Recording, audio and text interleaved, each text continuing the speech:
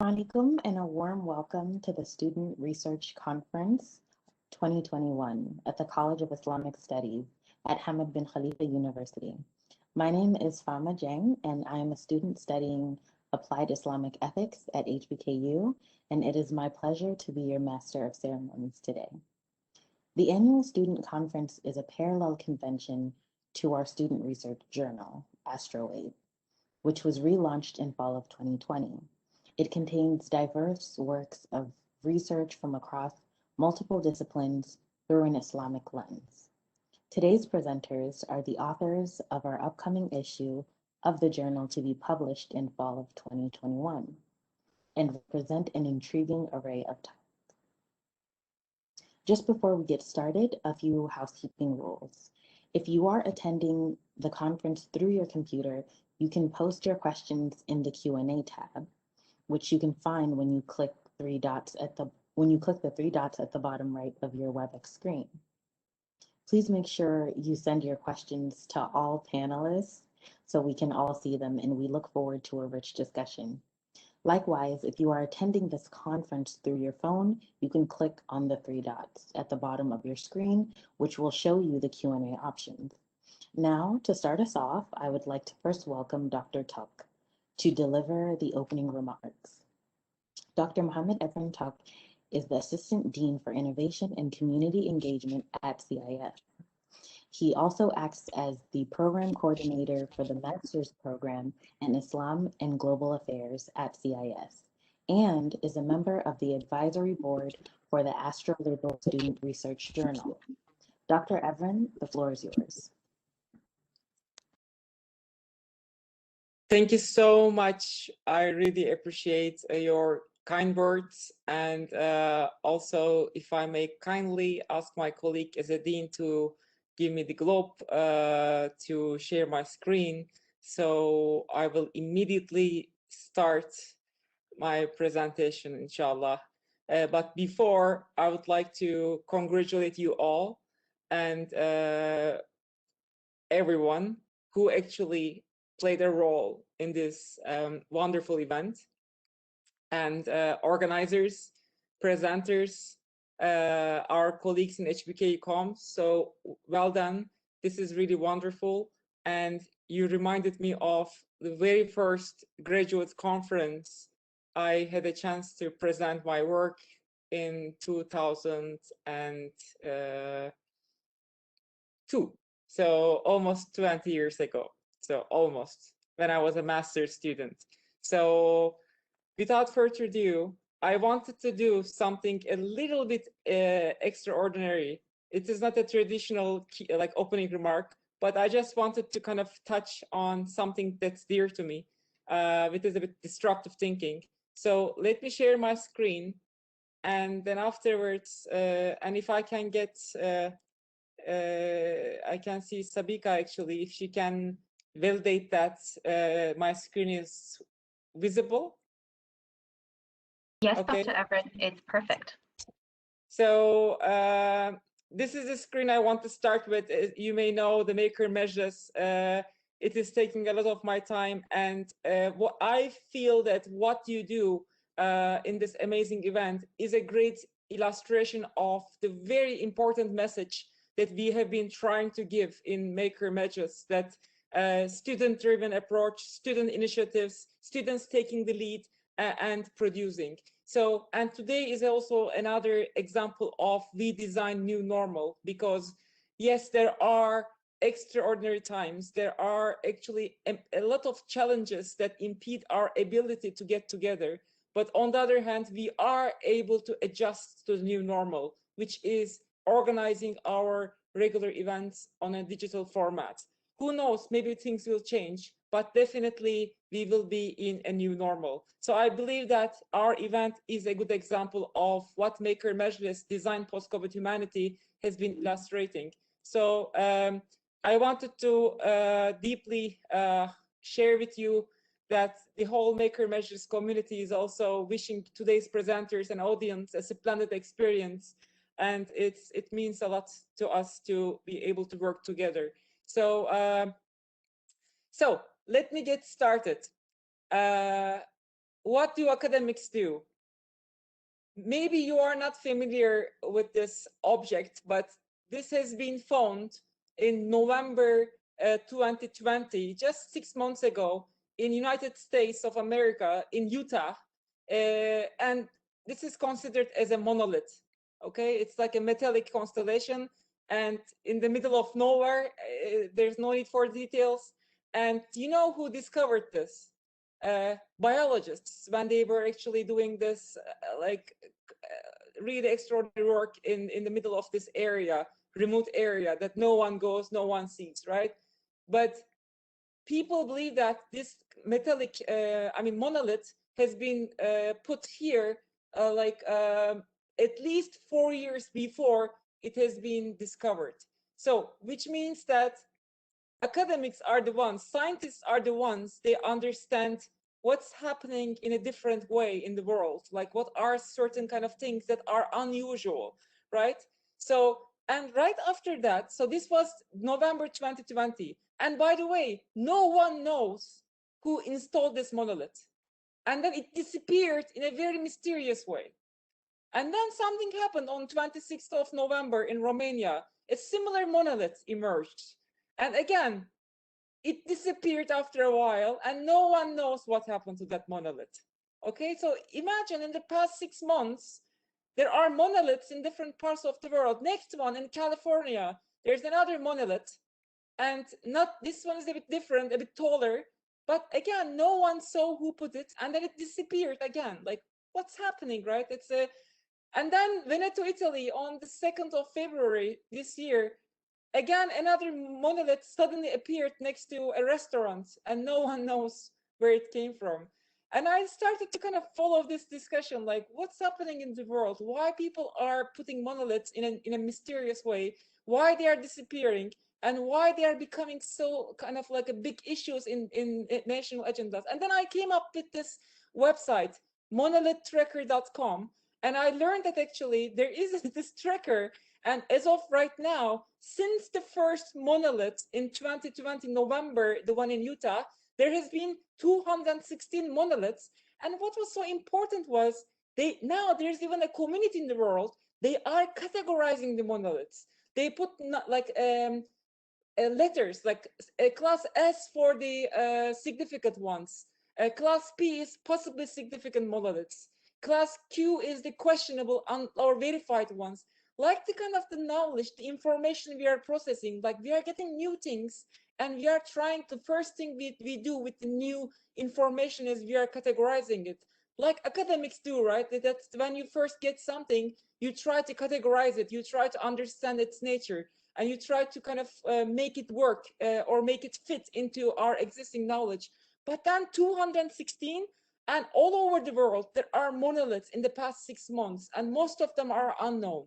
So then I started to think, what does it tell us for academics, right? Like academic inquiry is about getting closer to the reality, and it requires you to move out of your comfort zone. So like the people finding these monoliths, they are identifying patterns. There's a pattern of life, but when someone sees a monolith that doesn't belong to the nature, right, it's a metallic constellation, it's a rupture, right? So we are academics, like, or you guys are as emerging young academics, you are trying to understand regularities in life, ruptures, patterns, or irregularities. You try to identify changes or continuities, divergences or convergences, right? Variations, meanings, representations, or manifestations of different values. So I thought about, when I saw this whole events happening around the monoliths, I thought of like the academics, who are, by the way, most of the monoliths are discovered by academics because they are the ones that always on the field trying to capture reality. And they are the ones actually looking at things with a critical eye. So, and then I start to think deeper. Each monolith has a producer, like an author. And each monolith has an audience, like the academic community. Like, look at the kind of the analogy right now. Each monolith is unique, but not isolated. It is connected to the conception of monoliths, because like the concepts, there can be a concept of, let's say, authoritarianism or government or liberalism, but still you see different manifestations of that concept. So monolith, it becomes like a kind of a tool for you to move from induction to deduction, right? At the beginning, there was one monolith, one case, but now we are a sample size of 216. So we are able to understand why they're happening, as if like we are doing an academic inquiry. Each monolith has a different reception by the society. Sometimes governments remove it right away. Sometimes they are burned down by the communities. They're saying this is by aliens, we have to burn it down. Or sometimes it's a heritage and the governments preserve it. So like the disciplines, every discipline has a different take on the new inquiry, right? Each monolith has a context. The way people explain that monolith or try to understand, make use of that monolith, it's a paradigm that we are living in. And paradigms define our analysis of our context. Each monolith is a reality. It has a message to deliver. We shouldn't forget that. It's a way of reacting to the world, the way the world works right now. And people, although they are totally unrelated to each other, but still they are using the same message, right? And I want to give you, actually, I said a message to deliver, right? One of the most recent monoliths that has been discovered was actually in Turkey, in the city of Urfa. And this monolith actually was a little bit interesting because it had actually something written on it in old Turkic language, okay? And immediately the government actually put the soldiers, like protection, and because people didn't know where this monolith came from, like everybody was so surprised, and they brought a lot of archaeologists and a lot of experts to understand even the language, which actually belonged to like a very super old Turkic phrase. And you know what it says, this phrase? If you want to see the moon, look at the sky. So my point to you guys actually is that if you want to take this message, you guys are looking at the sky. You are trying to see the moon because you are trying to see the reality. And these days, there are so many alternatives to reality that are unfortunately affecting our senses. And for academics, please always look at the sky if you want to see the reality. And finally, later on, people realized that this monolith was used by the Turkish government as a viral. So it was their strategy to introduce Turkey's new space program. So once again, monoliths, maybe they are simple, but they tell us a lot. Good luck in today's event. Thank you very much, Dr. Tuck, for an interesting presentation. The first presenter that we have is Amin Omar. Amin Omar is completing his second MA in Islamic Studies with a concentration on Muslim civilization and societies. His bachelor's and first master's degrees are in history from George Mason University and George Washington University. His academic interests lie in 19th century British colonialism of the Persian and Arabian Gulf, studies of race and diaspora, and Islamic intellectual, social, and transnational history of the 19th century, Middle East and North Africa. He will be presenting his paper on the limits of Islamic legalism in Saudi Arabia and analysis of Haifa al-Mansur Wajda. Amin, the floor is yours. Thank you very much, Fama, for your introduction, and what an inspiring talk by Professor Edwin-Tok. Thank you so much for that inspiration. So if you would allow me to share my presentation, I will go ahead and start. Let's see. Okay. There we go. Okay, so as Fama had mentioned, my paper is titled The Limits of Islamic Legalism. It's an analysis on Haifa al-Mansur's Wajda. The sections that I will cover is first, I'll give an overview of the film, and I will thereby discuss my thesis, the arguments that I make, the sources I use, and the subsequent sections that follow. So Wajda was made in 2012. It's the first feature film to be shot in Saudi Arabia and directed by its first female director, Haifa al-Mansour. It relays the story of an adolescent female who goes through hurdles to purchase a bicycle.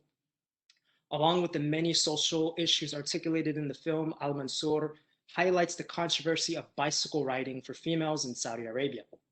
Wajda, who is the protagonist, and you can see in the photo here, is portrayed as a cheeky, independent-minded girl who wittingly, though naively at times, uses stratagems to navigate her conservative and patriarchal society. Despite having no money and facing discouragement from her mother, Wajda relentlessly tries to save up money to purchase a bicycle. She eventually enters her madrasa's Quran competition, wins enough money to purchase the bicycle. But upon the headmistress of the madrasa, she ends up finding out about Wajda's intention to purchase a bicycle, ends up redirecting the funds to other charitable causes. Towards the end of the film, Wajda's mother, whose worldview has been wrecked due to a disappointment in her marriage, purchases the bicycle for Wajda, encouraging her daughter to chase her aspirations beyond social dictates. Using film as a rhetorical vehicle, al-Mansour underscores the challenges faced by women in Saudi Arabia and the dissonance between conservatism of the public sphere on the one hand and the profane predilections of people's private lives on the other. Similarly, my article seeks to tease out articulations of Islamic legalism exhibited in the film. I argue that Islamic legalism is conspicuous throughout the film and emblematic of limitations in the areas of gender, marriage, taqwa or God consciousness, ikhlas or sincerity, and al-waqi' al-ijtima'i or social reality. Often Wahhabism is at the center in debates concerning women's limitations in Saudi Arabia. The position of women, however, reflects an interplay between religion, the state, and social customs. Women's marginalization in the public sphere or the attempt to maintain women's mobility stems from the efforts to preserve notions of the family and women's status. Since the advent of anti-colonialism and secular nationalism in the Arab world, women have become the benchmark for modernization. They are not only central to the construction of modern nations, but also embroiled in national projects. Likewise, the family has come to figure prominently in Muslim societies and Islamic legal discourse. The emphasis and theorization of these domestic categories, i.e. family and women, came as responses to Western domination, resulting in the reimagination of women as leaders of a domestic space vested with new burdens and responsibilities. Similarly, the downsizing of the extended family, Bayt al-Aliya, to nuclear households, al-Usra, has not only neutralized women's productivity, but also cut them off from extended tribal support and protection. In one scene, we find Wajda's name missing from her father's family tree, a diagram that lists its male relatives. Wajda decides to handwrite her name on a slip of paper and place it underneath her father's branch. However, the next morning, she discovers that her name was removed. Delineating and keeping a record of family lineage is a custom in the Gulf that goes back centuries. It helps determine inheritance, control of awqaf, and contract marriages by assessing parity. With the advent of state building and centralization, the construction of nasab almost completely excluded women. The introduction of royal family tree models by European travelers and missionaries preoccupied with political histories and dynasties with rare mention of women influenced Arab historians who adopted similar models into their construction of family lineages. Through this scene, al-Mansour elicits her audience to question the thought behind the constructions of Arab genealogies and women's place within them. Because Wajda's mother is unable to have more children, her husband decides to remarry.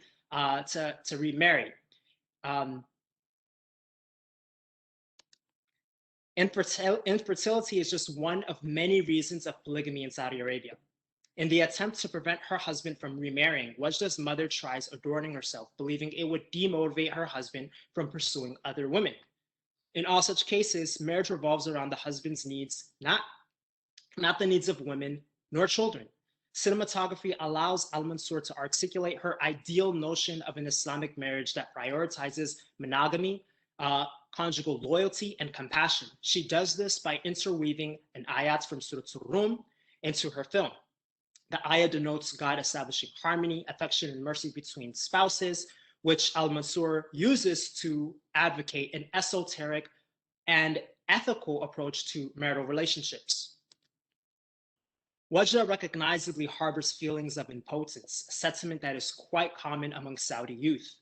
Western pop culture is apparent in her taste of music and clothing. Al-Mansur signals to us that Saudi youth are not only becoming more aware of the world around them, but are also picking up habits untenable for the older generation to contain. Many Saudis who study abroad become conversant with the culture, political, and grammatical expressions of young globally minded activists, which they then mobilize back home. Despite facing barriers, Wajda and her interlocutors develop strategies to engage in activities they enjoy. In various scenes, characters utilize physical space, usually these discrete and closed-off areas, to engage in behaviors, conversation, and activities that the public domain considers reprehensible. These spaces could sometimes be the backyard of a madrasa, closed-off roads, kitchens, living rooms, balconies, or even the internet.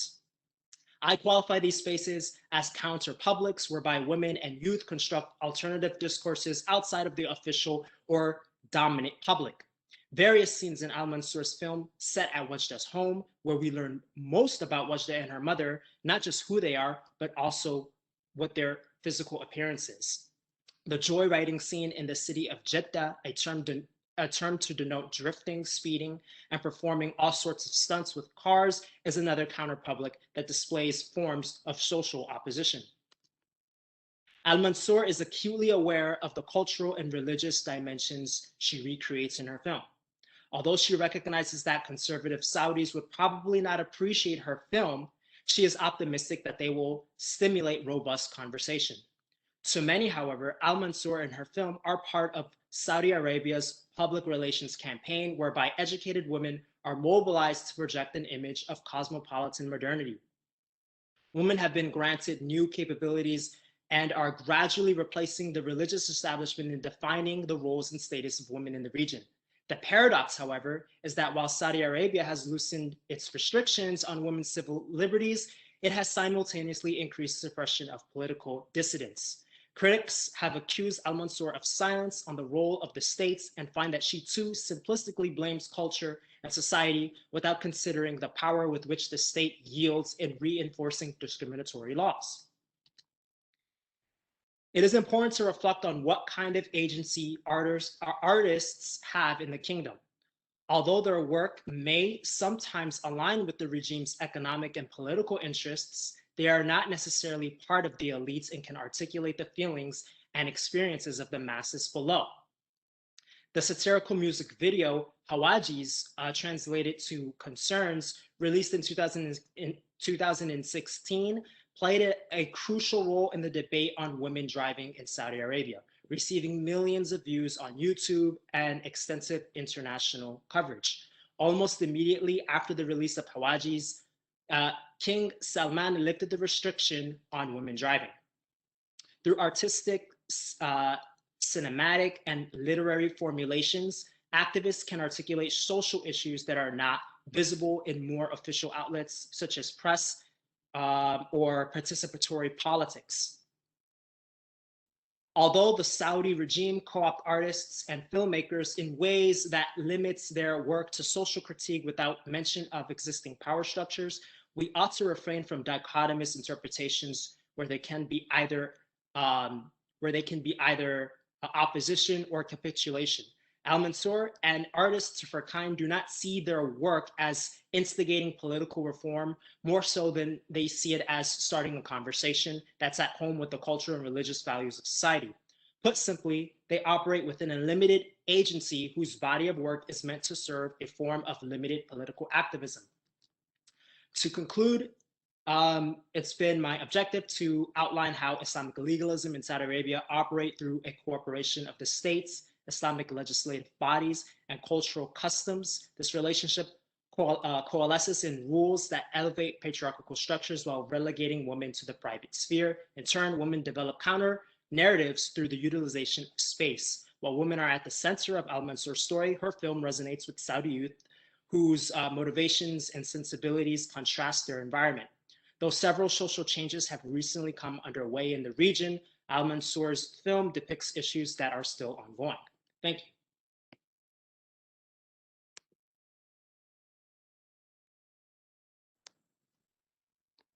Thank you very much, Amin, for that wonderful presentation.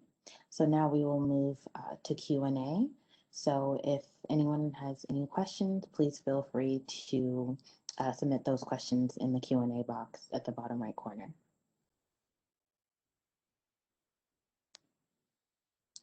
So we do have one question.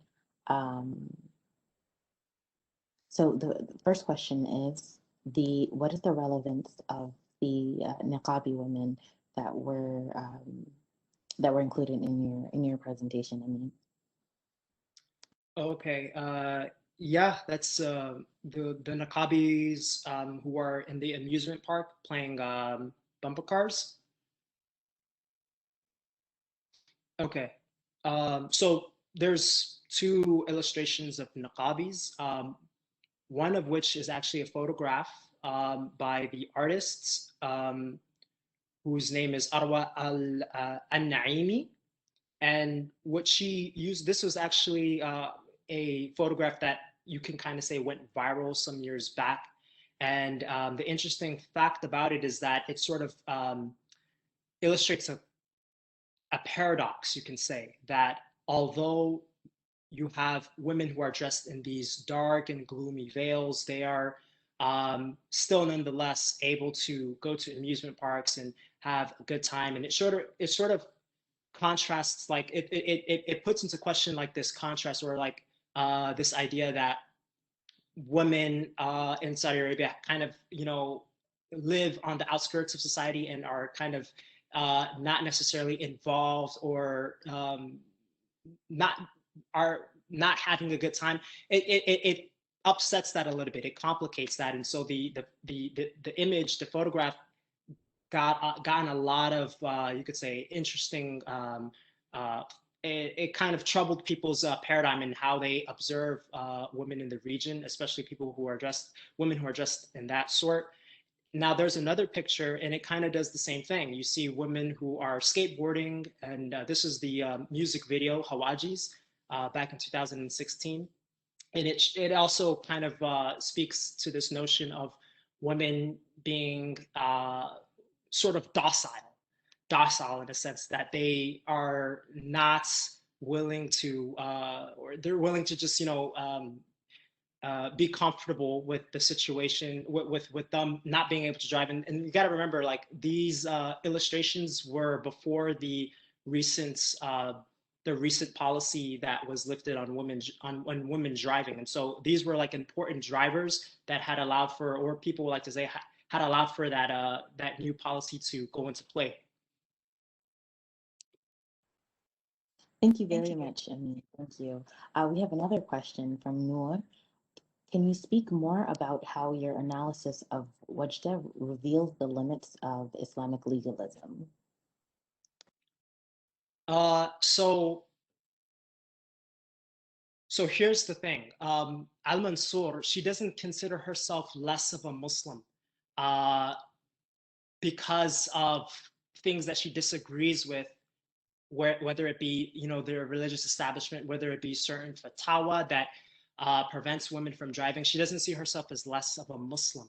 So the question then comes, to what extent do, fatwa that we now see are kind of being rescinded? To what extent does that capture, let's say, morality? And there's this,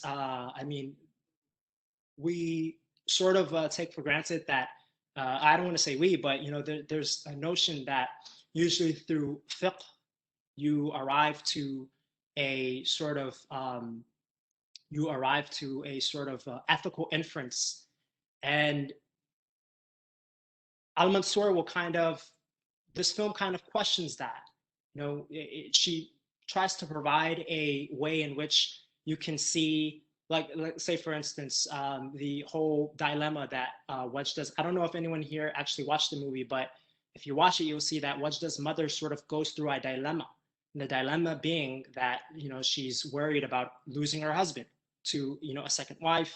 And so Al-Mansur, what she's doing is she's trying to, problematize this whole idea of, she's not trying to problematize, it doesn't seem that she's trying to problematize things that are, essential to Islam more so than people's choice and doing things that may be permissible, that may be legally permissible at the cost of what may be ethical. And usually those things she tries to show are conflated, that what is permissible legally is always going to be equal to what is ethical. And I think she sort of,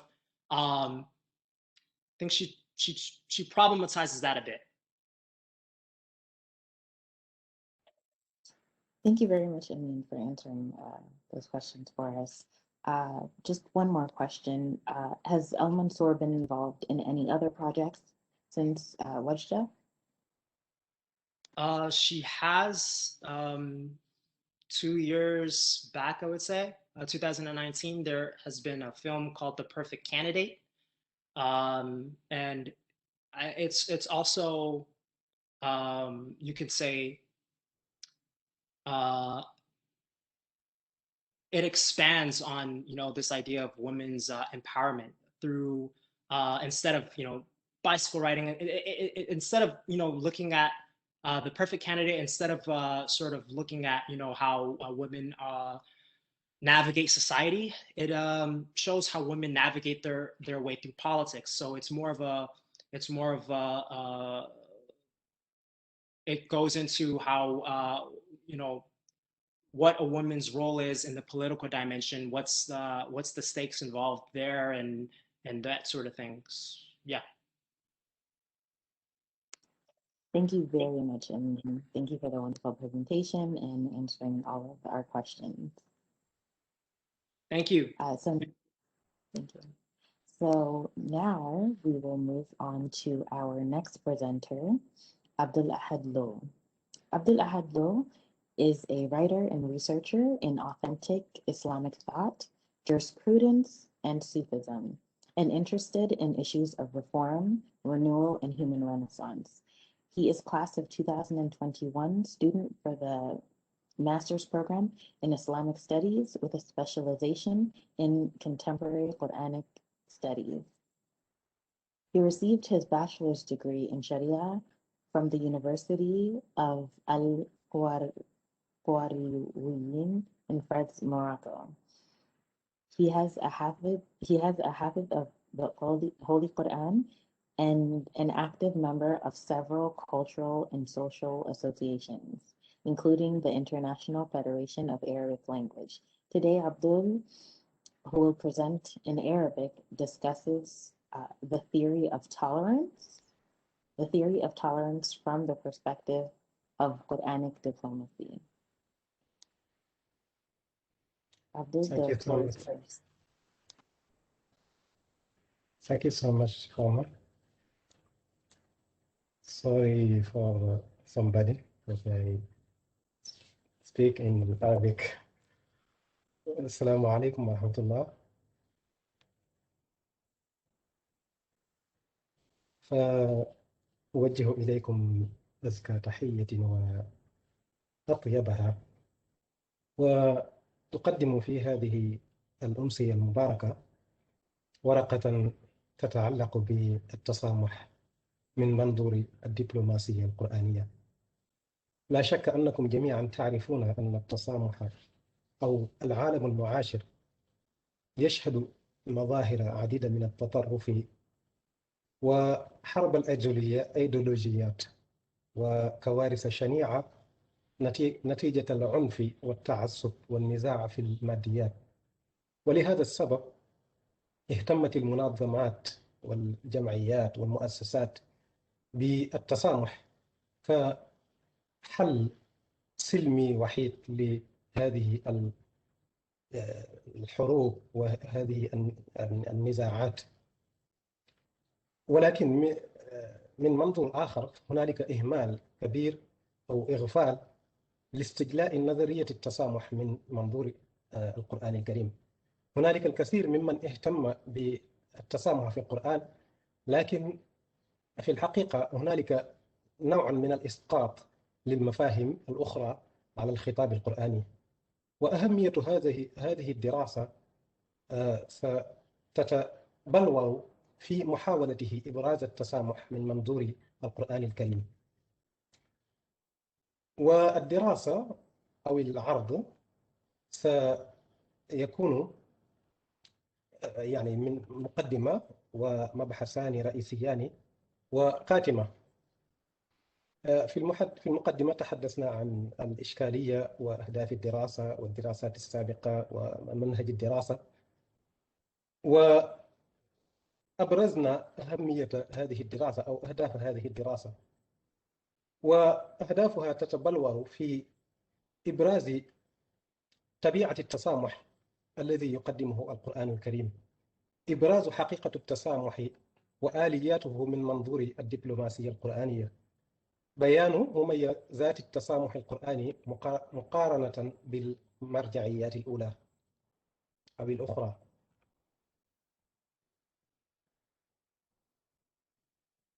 فيما يتعلق بصلب الموضوع وهو المحاور، فقسمنا البحث إلى محورين أساسيين.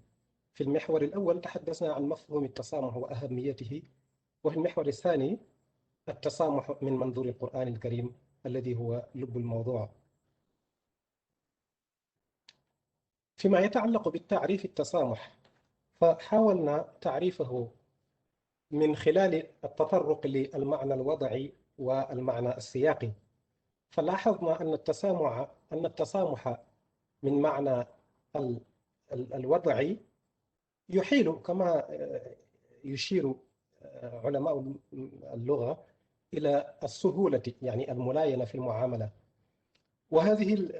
وهذا المعنى الموجود في الجذر اللغوي مهم لأننا نستطيع من خلاله أن نستجلي التسامح أو نوعية التسامح الذي قدمه القرآن الكريم.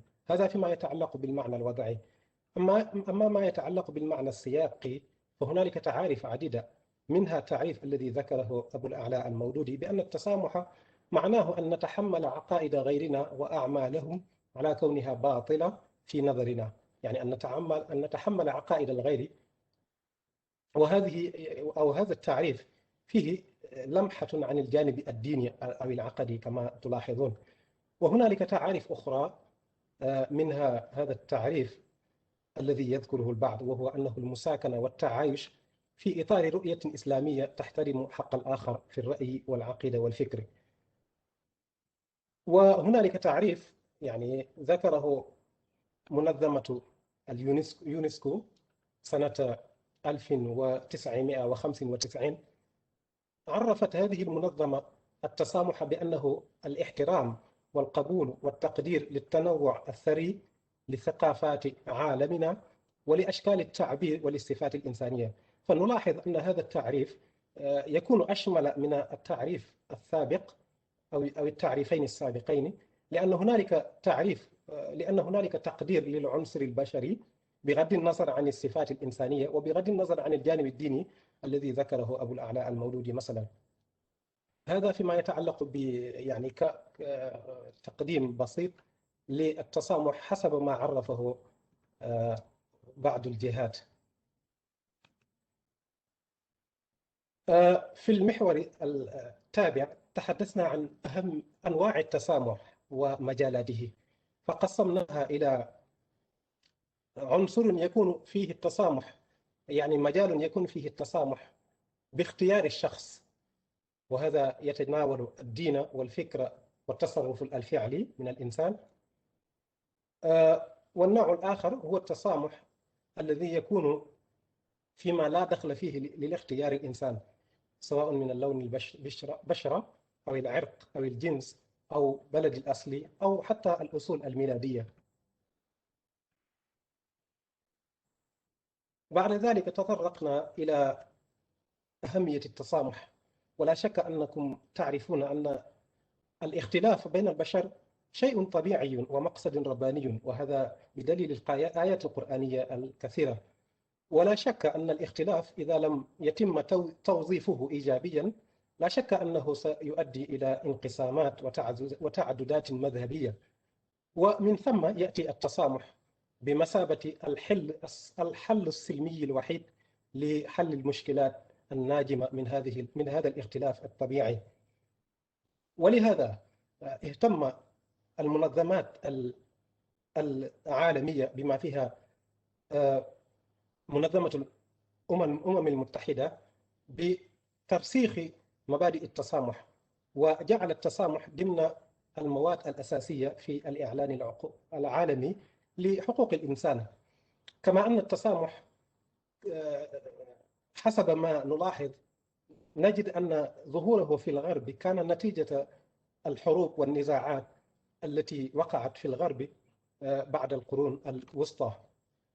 هذا كتمهيد لمعرفة أهمية التسامح. وركزنا في هذا المحور الثاني الذي هو الأهم عن التسامح من منظور القرآن الكريم، واخترنا آية تمثل لب القرآن الكريم، وهي قوله تعالى: خذ العفو وأمر بالعرف وأعرض عن الجاهلين. فهي آية كريمة وعظيمة تضمنت كما يقول المفسرون جميع المكارم الأخلاق وقواعد الشريعة، وهي أجمع آية لمكارم الأخلاق. وتعرفون أن الأخلاق إما أخلاق دينية وإما أخلاق اجتماعية، والتي هي الأخلاق بين الإنسان مع أخيه. ولا شك أن هذه الآية فيه تأسيس لمبادئ الأخلاق الاجتماعية، وفيه تأسيس أيضا لهذا التسامح. ووجه جمع هذه الآية للتصرفات الأخلاقية أننا نلاحظ أن التصرف من الإنسان إما أن يكون عفوا عن ظلم، وهذا هو المقصود من قوله تعالى: خذ العفو، وإما أن يكون إعراضا عن العمل غير اللائق، وهذا هو المقصود من قوله تعالى: وأعرض عن الجاهلين، وإما أن يكون طلب تحصيل فضيلة، وهذا هو المراد من قوله تعالى: وأعرض عن الجاهلين. فلاحظنا بعد دراسة طويلة أن العفو في هذه الآية هي الكلمة المفتاحية لبلورة التسامح القرآني، وذلك حسب المعنى الوضعي لكل من الكلمتين. فالعفو تأتي بمعنى السمح والسهل، ووردت في آيات كثيرة فسرت بهذا المفهوم، إضافة إلى أن يعني كلمة العفو في آية نفسها فسرت بما سهل من أخلاق الناس، يعني مما يشير إلى العلاقة الوطيدة بين التسامح والعفو، ومما يشير أيضا إلى أن العفو هي الكلمة المفتاحية للتسامح القرآني. لكننا آثرنا تأسيس الرؤية القرآنية للتسامح من منظور الآية بالأوامر الثلاثة، يعني بالأخذ بالعفو والأمر بالعرف والإعراض عن الجاهل، لأننا نرى أن مبدأ التسامح يسعى إلى هدف واحد، وهو تحصيل حسن المعاشرة. ولا شك أن تحصيل ذلك إنما يكون بنظرة متكاملة لا بنظرة تجزئية. وبعد تحليل ودراسة توصلنا إلى أن الرؤية القرآنية للتسامح يمكن استخلاصها بأن التسامح القرآني يقوم على 3 ركائز. الركيزة الأولى هي التساهل في الحقوق الشخصية باحترام الآخر وتقديم مصلحته على مصلحتك. والثاني هو التعامل مع المخالف باعترافه وقبوله أيا كان، وهو ما يفضي إلى إيصال الخير إليه عن طريق الأمر بالعرف. والركيزة الثالثة هي الإعراض عما يصدر عن السفيه من الهوات بالتساهل في اعتدائه، وهو المراد تحقيقه في الإعراض عن الجاهل. وأنتم تلاحظون أن هذه الآية إذا كانت تمثل لب الآيات القرآنية وقلب الشريعة كما يذكر المفسرون، فإن ذلك يعني أن التسامح هي قيمة مركزية في الخطاب القرآني. وبعد أن ذكرنا أن أو رؤية القرآن للتسامح بصورة موجزة، فنلاحظ أن القرآن الكريم يستخدم آليات متعددة لترسيخ التسامح، ومن هذه الآلية إلقاء الفوارق الطبقية. فالقرآن الكريم هنا تعامل معاملة غريبة وطريفة مع الاختلاف، فهو قام باعتبار الأوصاف الجبلية أوصافا طردية بعبارة الفقهاء كما يمكن أن يقال، وجعل المعيار وصفا آخر داخليا وهو التقوى، وذلك من قوله تعالى إن أكرمكم عند الله أتقاكم. ثم جعل هذا أستاذ الاختلاف. عبدول، فقط للتذكير يعني وقتكم هو 10 دقائق وتجاوزتم الوقت، فلو سمحتم يعني في دقيقة يعني شكرا. نعم. إذن هذه هي الآليات يعني الأساسية التي استخدمها القرآن: إلقاء الفوارق الطبقية، مشروعية الحوار، وترسيخ مبدأ الصبر باعتباره آلية مهمة. وذلك ما جعل التسامح القرآني بغض النظر عن كونه تصرفا فهي تمثل عبادة كثيرة. وهنالك يعني مميزات كثيرة للتسامح القرآني، منها المعالجة من الأصل والارتباط بعبادة الله والشمولية والأصالة والفعالية إلى غير ذلك مما يعني يتضمنه التسامح من منظور القرآن الكريم. ونعتذر عن هذه الإطالة، ففي الحقيقة هي إضاءات أكثر مما هي محاضرة. والسلام عليكم وشكرا على حسن الاستماع.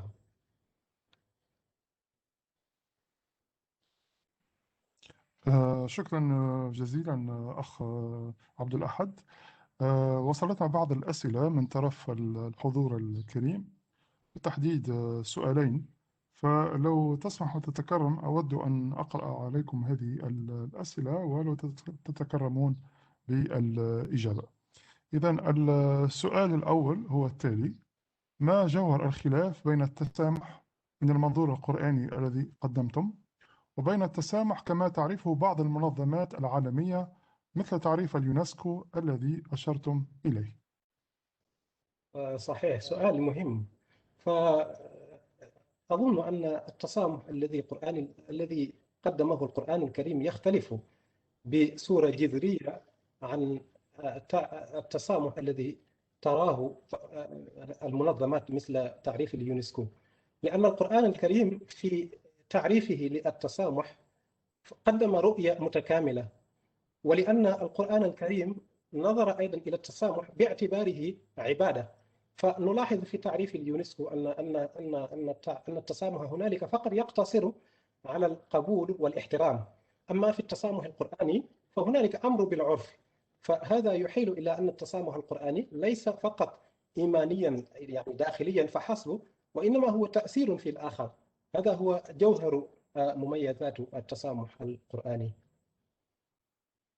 شكرا جزيلا. السؤال التالي: هل تعتقد أن هناك دورا للدبلوماسية القرآنية في حل القضايا السياسية العالمية، وكيف يمكننا تطبيقه؟ صحيح، لا شك أن هذه الرؤية القرآنية للتسامح يمكن أن يساهم في حل النزاعات العالمية بصورة كبيرة. ويعني ما قامت به مثلا المنظمة الأمم المتحدة يعني ترسيخ التسامح حتى لحل يعني بعض نزاعات بعض الدول، هذا دليل على أن التسامح يعني يمكن أن يساهم في حل النزاعات. ونرى أن التسامح الذي يقدمه القرآن الكريم يعني أنسب لذلك، خاصة أنه تسامح يعالج الأمور من أصلها. ونرى أن تطبيق هذا التسامح يكون بتأسيس منظمات تتبنى التسامح بواسطة أو بهذه الرؤية التي قدمها القرآن الكريم، والتشجيع أيضا على البحوث التي تقدم على التسامح القرآني. يعني هنالك رؤية قرآنية واضحة، ونرى أنها يعني ذات فعالية في حل النزاعات، فقد يكفي التطبيق، والتطبيق موجه إلى الجهات من المنظمات والمؤسسات الدولية. شكرا جزيلا. السؤال التالي والأخير: إلى أي مدى يمكن للتسامح القرآني أن يساهم في حل النزاعات العالمية؟ صحيح، يعني سؤال ربما أجبنا عنه يعني ضمنيا. فالتسامح القرآني كما ذكرت يتميز بالفعالية والأصالة. مساهمته في حل هذه النزاعات سيتم بواسطة الجهات، يعني وهنا يأتي دور المؤسسات الإسلامية خاصة، فعليهم أن يقدموا التسامح وفق هذه الرؤية القرآنية للكون، يعني لا يقتصرون فقط على نظرية الإسقاط التي نلاحظه يعني من الكثير، حيث يسقطون التسامح يعني وفق مثلا المفاهيم الغربية على الخطاب القرآني. نحن نريد تأسيس نظرة قرآنية متكاملة، وأظن أن مساهمة القرآن الكريم في حل ذلك سيتم أولا ببلورة الرؤية القرآنية أولا، ثم تقديم هذه الرؤية للكون بما فيها المؤسسات وبما فيها أيضا المنظمات. Fear and mistrust of Muslims and Islam, the culmination of which led to the neologism Islamophobia. So Islamophobia is a really difficult term to define. In terms of its origin, it has been heavily contested in academia and attracted divergent views. But actually, the application and the relevance of the neologism Islamophobia has also been contested in academia as well. But the Runnymede report gave it its first definition and its first socio-political discursive resonance in 1979. And it was defined as the dread, hatred, and hostility towards Islam and Muslims perpetuated by a series of closed views that imply and attribute negative and derogatory stereotypes and beliefs to Muslims. Closed views here means that the perception of Muslims as being violent or barbaric is extended to all the Muslim population and not to a significant minority. So this term became adopted by the media, NGOs, political analysts, and the people at large to label a reality that contextualizes Islam and Muslims as object of aversion, irrational, and barbaric in a contemporary liberal world. And with the occurrence of 9/11, 7/7, and the recent Salman Party's assassination in France, the idea of Islamophobia become very strong and reinforced in the Western consciousness. Going ahead. So going back to history, this is where we want to talk about. Hi, Adam. Yeah. So sorry. Just a quick 10-minute time check. So if we can move on to the Q&A as you wrap up, that would be great. Yeah, Thank you. Just a minute.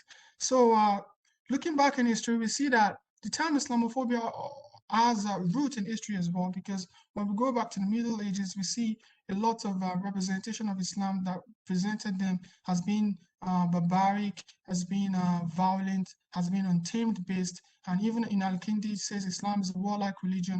John of Damascus says that Islam is a deceptive superstition. Theophanes also say that Muhammad is suffering from epilepsy, and other representation of Islam like that informs the current representation of the Muslim world as being violent. And during the Crusade, the Reformation period, Enlightenment period, and Orientalist, and even in contemporary period, this kind of understanding the negative perception of Islam or being reinforced and reified stronger and stronger, and these are what informs why the Muslims in general are being persecuted for no reason.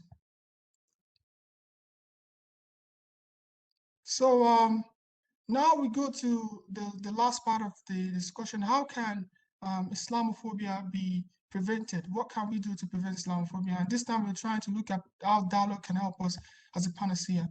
Paul Adler developed an integrated approach to dialogue in his book, and it shows how we can establish dialogue from the top, from 3 levels of the population: from the top, the middle range leadership, and the grassroots leadership, This way, we integrate all the members of the community, including the political analysts, the media, and the religious scholars. They come together and discuss, and they try to find ways to solve the situation. Another paradigm is the nested paradigm that seeks to develop a way by which the problem of Islamophobia can be resolved from a broader and a more systemic perspective, rather than treating one issue after the other.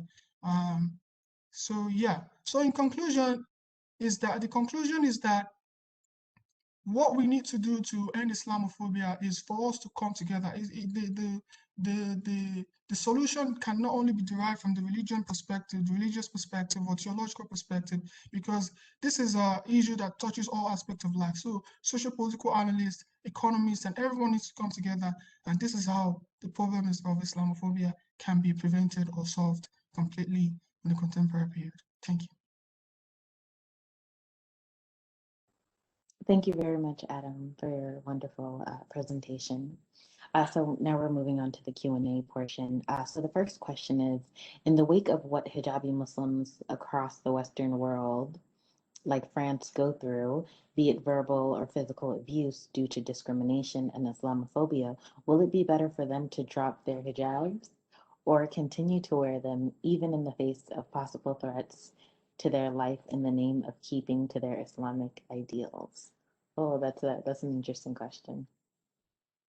Yeah, that's an interesting question. Personally, I would say that, at the expense of life, of losing one's life, I'll say that that comes first. We need to protect our life first before religion. But when you look at it from another perspective, you see that the women are when we talk about the expression of Islam, presenting Islam. Women are when you see a Muslim woman, you immediately know that this is a Muslim woman. So those kind of things help us in kind of presenting Islam in much more peaceful fashion. I'll give you an example. Imagine an hijabi sister in a kind of university, graduated with first class and stuff like that. So those kind of images also present Islam in a way that shows that Islam is not a backward religion. We're actually very active in intellectual discourse. We're active in education. We're active in all this kind of. So taking the hijab off I don't think it's a very good solution in that kind of sense. But if it comes to it, I would say that they should remove it if it's very dangerous. But at the end of the day, it has its own advantage. So I wouldn't say that. Probably, I wouldn't give a yes or no answer to that. I'll just yeah, leave it like that. Thank you. Thank you for your answer. So the second question is, as Islamophobia increases and fear increases, do you think that there is a parallel movement of positive interest in Islam because of the curiosity it creates? Yeah, that's actually a good question. I think a lot of movement are actually in place now to try to understand Islam or to try to dialogue with Islam. And this also started with an initiative that started in the West. It talks about the idea of bringing Muslims together and even Jews to talk about their religion, try to understand it from their own perspective instead of just criticizing them for something that they don't even really have an understanding about. And there are lots of books that talks about how Islam and West can come together to come to an understanding as well. And Skung published a book on global ethics, that is, through ethics, Muslims and Christians and the West can come together and try to find a common ground to discuss and try to understand each other from a very neutral perspective, because ethics is something that everyone knows about. You know that it's a crime to kill, and this is what religion teaches us. So that way, it's also a movement as well. And there's another movement that is also talks about love in a way that, through the concept of love, that says love your neighbor as yourself, that we are obliged to express love, to extend love to anyone, even if it's our enemy. It is our obligation as human beings. So this kind of movement are already in place, and with time, an understanding, a good understanding of Islam would prevail. Thank you very much, Adam, and thank you for all of the questions. So now we are going to briefly close for the prayer break, and we will be back promptly at 5:50. So see everyone later. Assalamu alaikum, everyone. Welcome back. So now we will move on to our next presenter, Hamim Azad. Hamim is a MA graduate of Islamic Studies with a specialization in Islamic thought and applied ethics as part of the class of 2020. He will be pursuing his second master's at King Abdulaziz University in Jeddah or his PhD at Mara University in Turkey. Hamim will be looking into the ethics of procreation from the ancient female infanticide, Wa'd al-Banat, to the modern sex selection. Hamim, the floor is yours. Thank you, Fama, for the introduction. Please allow to share my screen.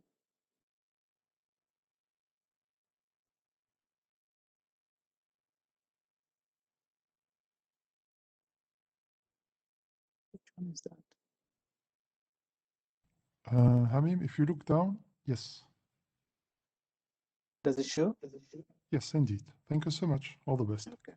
Pleasure.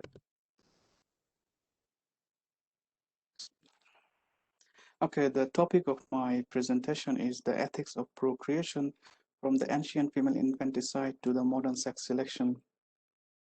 To begin, we will shortly introduce about the modern biomedically assisted sex selection.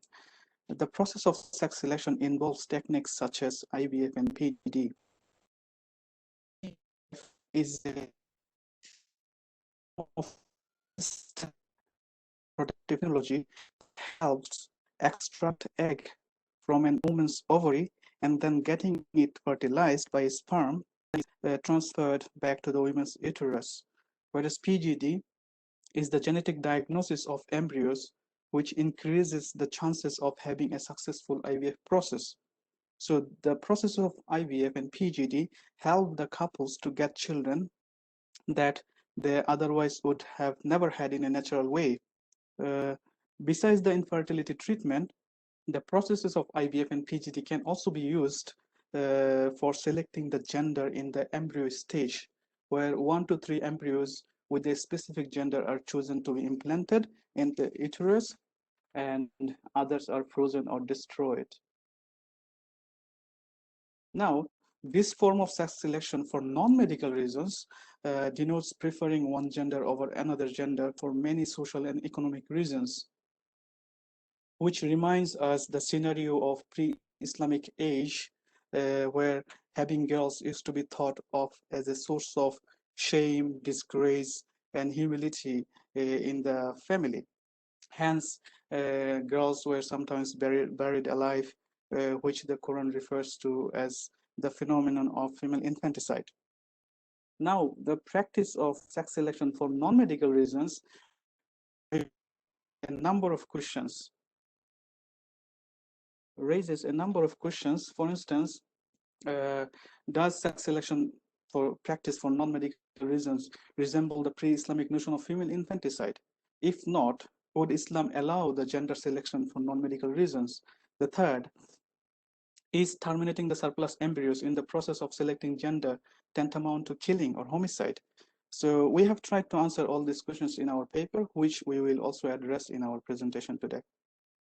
In order to address these questions in a systematic way, at first, we will briefly present the phenomena of female infanticide of pre-Islamic Arabia and the reasons behind such a practice to assess whether or not the modern form of sex selection is motivated by the same reasons.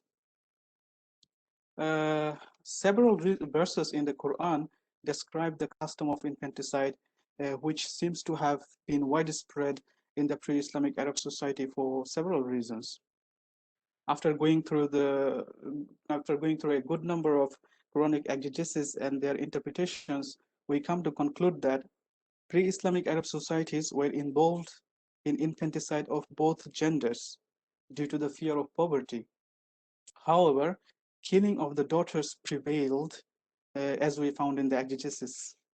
Another reason why daughters were sacrificed is due to the blind loyalty of pagan Arabs to their partners, to whom they used to worship. Some exegesis mentioned that the partners here include the ones who used to serve the idols. So this was a ritualistic reason, rather. Another reason why the Arab pagans used to commit female infanticide is due to the fear of disgrace and humiliation that they may have to go through once their daughters are taken as captives and then enslaved. Moreover, the pagan fathers were concerned that they would be forced to marry off their daughters to the people they didn't like. So we find that the tribes such as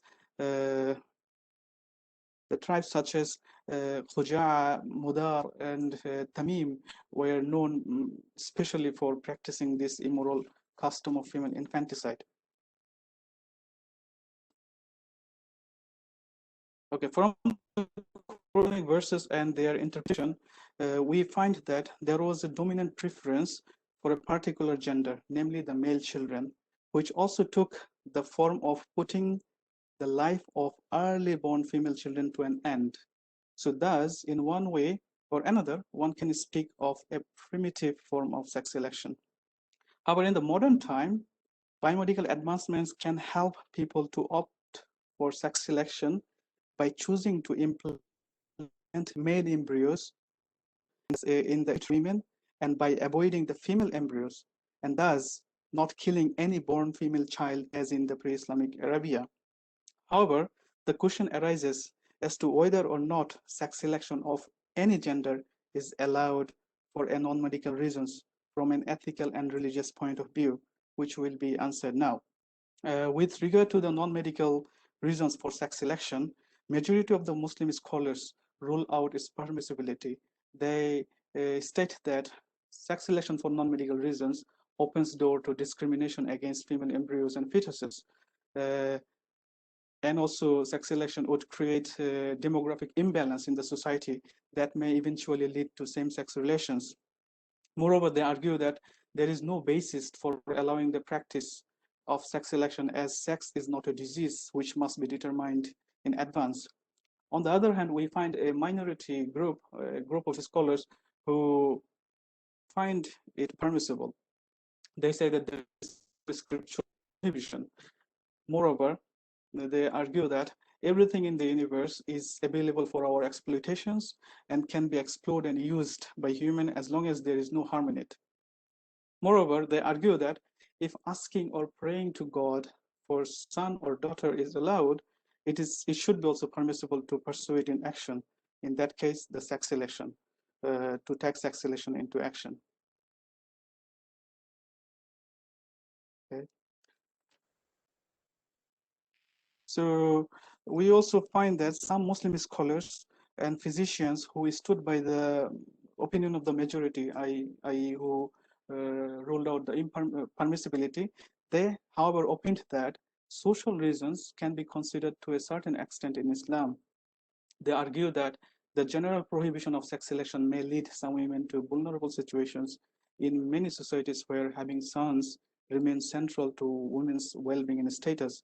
Also, family balancing may be considered acceptable for families where several girls have been delivered by the wife and there is no boy, or the vice versa. However, they put two conditions here. They said that there cannot be any prejudice against either sex, and the processes cannot involve any third party.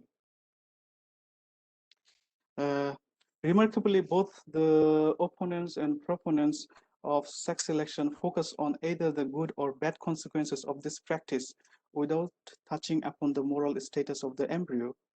However, discussing the moral status of embryo is important, as modern sex selection process involves creating more than one embryo, where surplus embryos are ultimately terminated. Whether the destruction of these surplus embryos is an act of killing or not can be better understood by determining the exact beginning of human life. So the scholars also have varied in their opinions on the specific moment of life. For example, we find that all the classical scholars and major contemporary scholars state that soul breathing is the beginning of human life, i.e., life starts when there is ensoulment process that takes place after 120 days of gestation. So this is proved by the prophetic report that has been narrated by Ibn Mas'ud. Moreover, they reasoned that if death occurs when the soul leaves, life should start when the soul is breathed in. They also argue that the scriptural text, i.e. the prophetic narration by Ibn Mas'ud, is definitive and is not open for any interpretation. Also, they added scientific knowledge is speculative in nature and thus can change over time. On the other hand, we find a group of scholars and Muslim physicians who state that conception is the initial point of human life, i.e., life starts when the egg of woman gets fertilized by the sperm of man. They reasoned that the discovery of modern biomedical knowledge demonstrates that embryogenesis is an entirely constant process. Moreover, they argue that the practical ruling in Islam, one of the arguments, the practical ruling in Islamic law considers pregnancy as a valid excuse to postpone death sentence on pregnant women without any differentiation between the period before or after the soul breathing. So they mean to say that sex, in that case, life starts right with the conception and life should be protected from that moment on. Now, we will try to find the answers of them. I'm so Yes. sorry. I just wanted to give you just the 10-minute check-in. Okay. So if you don't mind, I'll just take 2 more minutes if possible. Okay, no problem. No problem. Okay.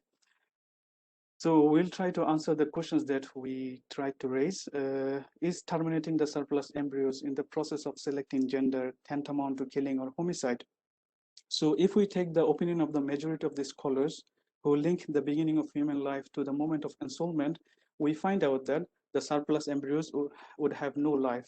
Thus, they cannot be deemed killing. Muslim scholars majority of the Muslim scholars only provide sanctity to the implanted embryos. However, if we take the view of the minority position, who say that woman's egg, the life starts when a woman's egg gets fertilized by the man's sperm. In that case, embryos in the IVF process would be seen as human beings. Thus, destroying any embryos in the process of selecting the sex will raise serious ethical questions about possible infanticide. Now, does sex selection practice for non-medical reasons resemble the pre-Islamic notion of female infanticide? I would actually say not strictly, because sex selection process for non-medical reasons does not involve terminating an already existing human life. However, there are still similarities between the sex selection and the notion of female infanticide.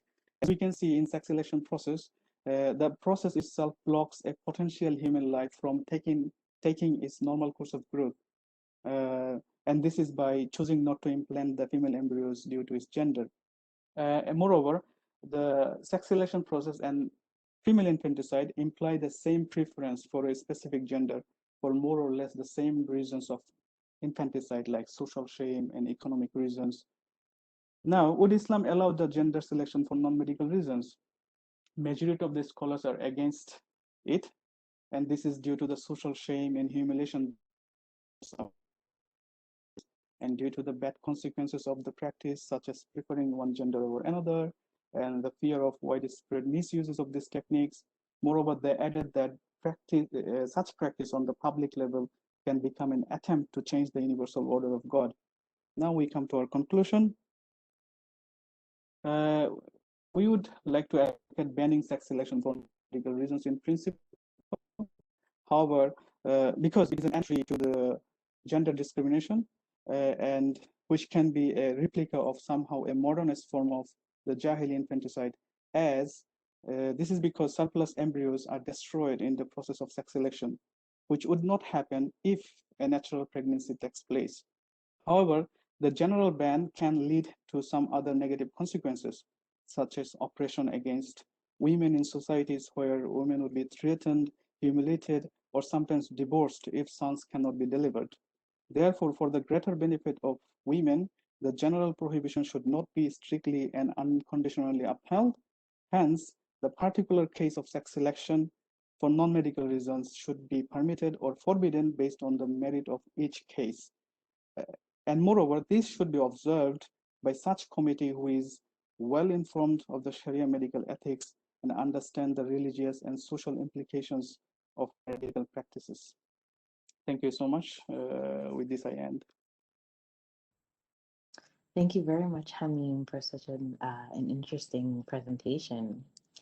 So we will move on to the Q&A portion. And just a reminder, for everyone, if you have any questions, you can just submit your question in the question box at the bottom right-hand corner. So the first question we have is, in the case of IVF, some embryos may be used while the balance is frozen. Is there any ethical dilemma on freezing these for later use? Mm-hmm. So there are also research regarding this. If I scholars do permit freezing the embryos, but in that case, these have to be used only when the husband is alive and can be used after the death of the husband.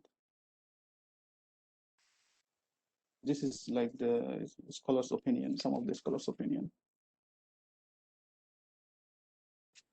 Thank you very much. And just one more question. In the case of gender selection, there's a clear prohibition for choosing to have boys. However, in the context of states where high male-female ratio imbalances exist, where men far outnumber women and can possibly lead to other social issues, do you think the same dilemma applies when preferring to choose a girl? Or does the prohibition of gender selection stand no matter what? Yeah, it just stands. It just stands. But as I told, there are some cases, like some scholars would say that if many girls are born in a family where there is no son, probably this is the last delivery. That would be the last pregnancy. In that case, some scholars tend to agree. I mean, tend to permit the sex selection process. But usually the impermissibility stands in principle. Okay. Thank you so much, Hamim. Thank you for your presentation and also answering the questions. So the next presenter Thank you so much. is Yuhan. Is Yuhan Satapo. So Yuhan is an alumnus for the class of 2020 in the master's program in Islamic finance. He is interested in SDGs, volunteerism, and community development. Hailing from Thailand, he has spent many years participating in local and international volunteering opportunities, community services, and academic conferences and competitions. His interest in different disciplines has compelled him to currently work as an advocate for community development for one of the local NGOs in Thailand, promoting social entrepreneurship and peace. Recently, HBKU recognized him with the Student Life Awards for 2 consecutive years, in addition to the international recognition of Beta Gamma Sigma membership since 2017. He will present his paper on whether SDG performance lead to higher financial performance, the case of Dow Jones Islamic Market, World Index, and the heavy industry sector. So Johan, if you're ready, the floor is yours. Thank you for such a lengthy introduction, but I'm sorry to bother with that information. So it's my honor to share my humble opinion on this particular topic. So I'll share my screen. Can you all see my screen? So great. Basically, my topic for today's discussion will be on my thesis. So the topic goes about like how does the SDG performance lead to higher financial performance in case of Dow Jones Islamic Market World Index, particularly on heavy industry sectors firm.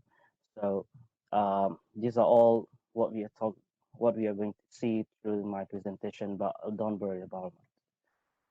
And when it comes to SDGs, I'm sure everyone must be familiar, but allow me to bring up some facts when it comes to environment. If you can see from the first data, we will see that the half of the world population are lacking of fresh water, and 3 billion people lack of access to clean cooking bowls, and over 3 billion people depend on marine and coastal biodiversity. And we can see a lot of percentage when it comes to land degradation. So these are all the data reported by United Nations. So we can see these are what's happening in our world today. And so there will be possibility to cope with this kind of damage through the call of SDGs, so Sustainable Development Goals.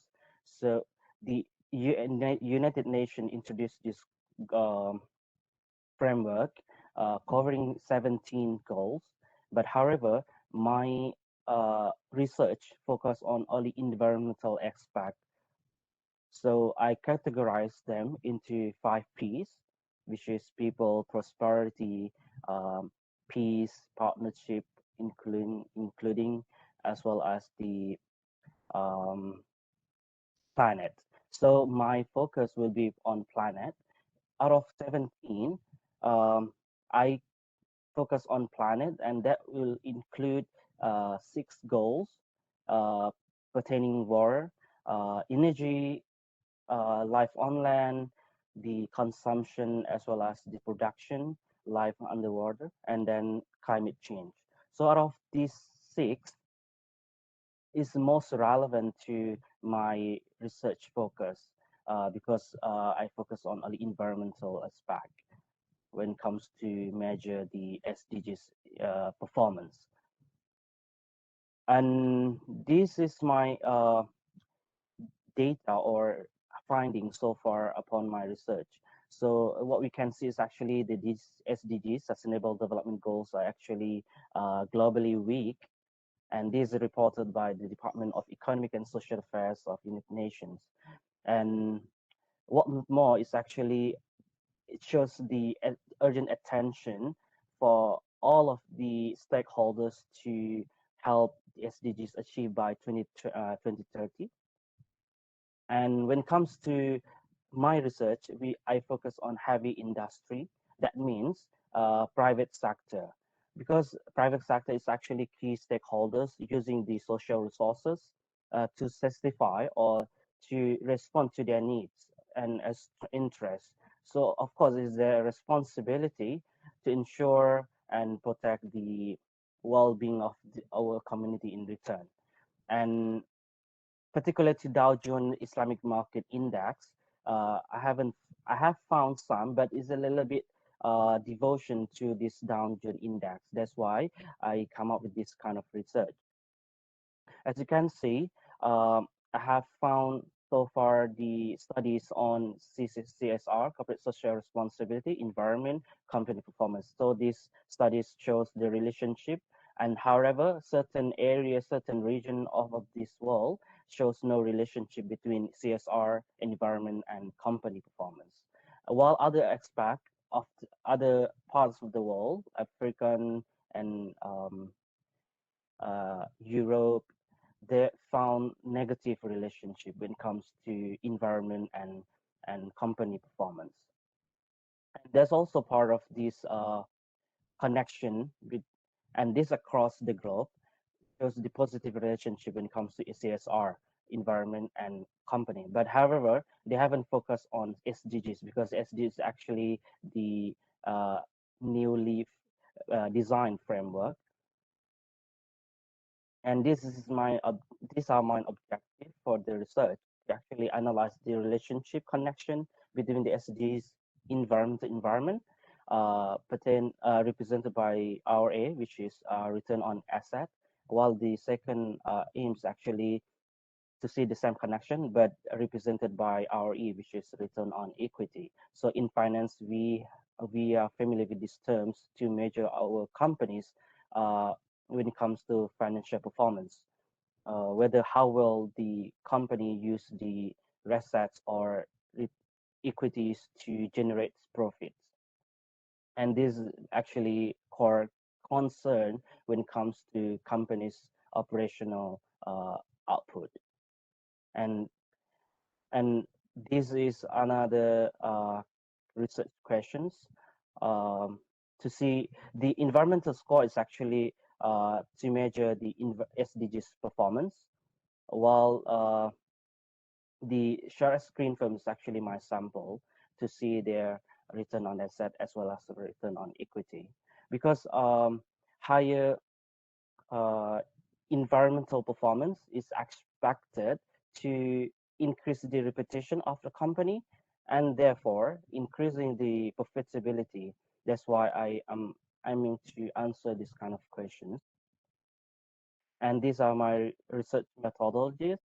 I use secondary data, 14 years, and the sample initially was about 500 companies that listed on the DJI Market World Index that given by Thomson Reuters, so currently known as Thomson Definitive. And the heavy industries here refers to oil and gas, oil the service, marketing, multi-line utilities, renewable energies industries. Why I focus on these industries actually, they are the most potential contributing positively, negatively to the environment. So, but basically is giving the negative impact on the environment because of the effects given by the oil industries and processing, operational processing from this kind of companies. And when it comes to financial performance, I use RA and RE as my measurement. When it comes to SDGs environmental score or SDG performance, I use the environmental score itself. And I use some other variables as well, like firm size when it comes to capital of the company and firm governance, ownership structure, and especially focusing on institutional ownership. And I have utilized certain statistical models in order to come up with my regressions and analysis. So when it comes to environmental score, I use this methodology given by Thomson Reuters. So when it comes to SDGs combined score, you will see that SDG score minus SDGs controversy score. But however, under SDG score, we have environmental, social, and governance. And in my case, I'm using environmental score, which focusing on research use, emissions, and innovations. And basically, these are my hypotheses that shows the SDG environmental score will lead to higher financial performance of the selected Sharia screen firms represented by RA and RE. And this is my research framework. As you can see, we have the collection and using the regressions, data testing, and what makes this research unique is actually testing the research by eliminating the autocorrelations as well as the heteroscedasticity by different methods in order to make sure that the result coming out from this research is actually valid. And in addition, you also make sure that there's no bias in my research by using the blue, the base linear unbiased, or we call base linear unbiased. So these are actually the tools that to make sure the result is not biased. And And this is my result. I'm sorry to vary with the figures, but let me move on to the findings.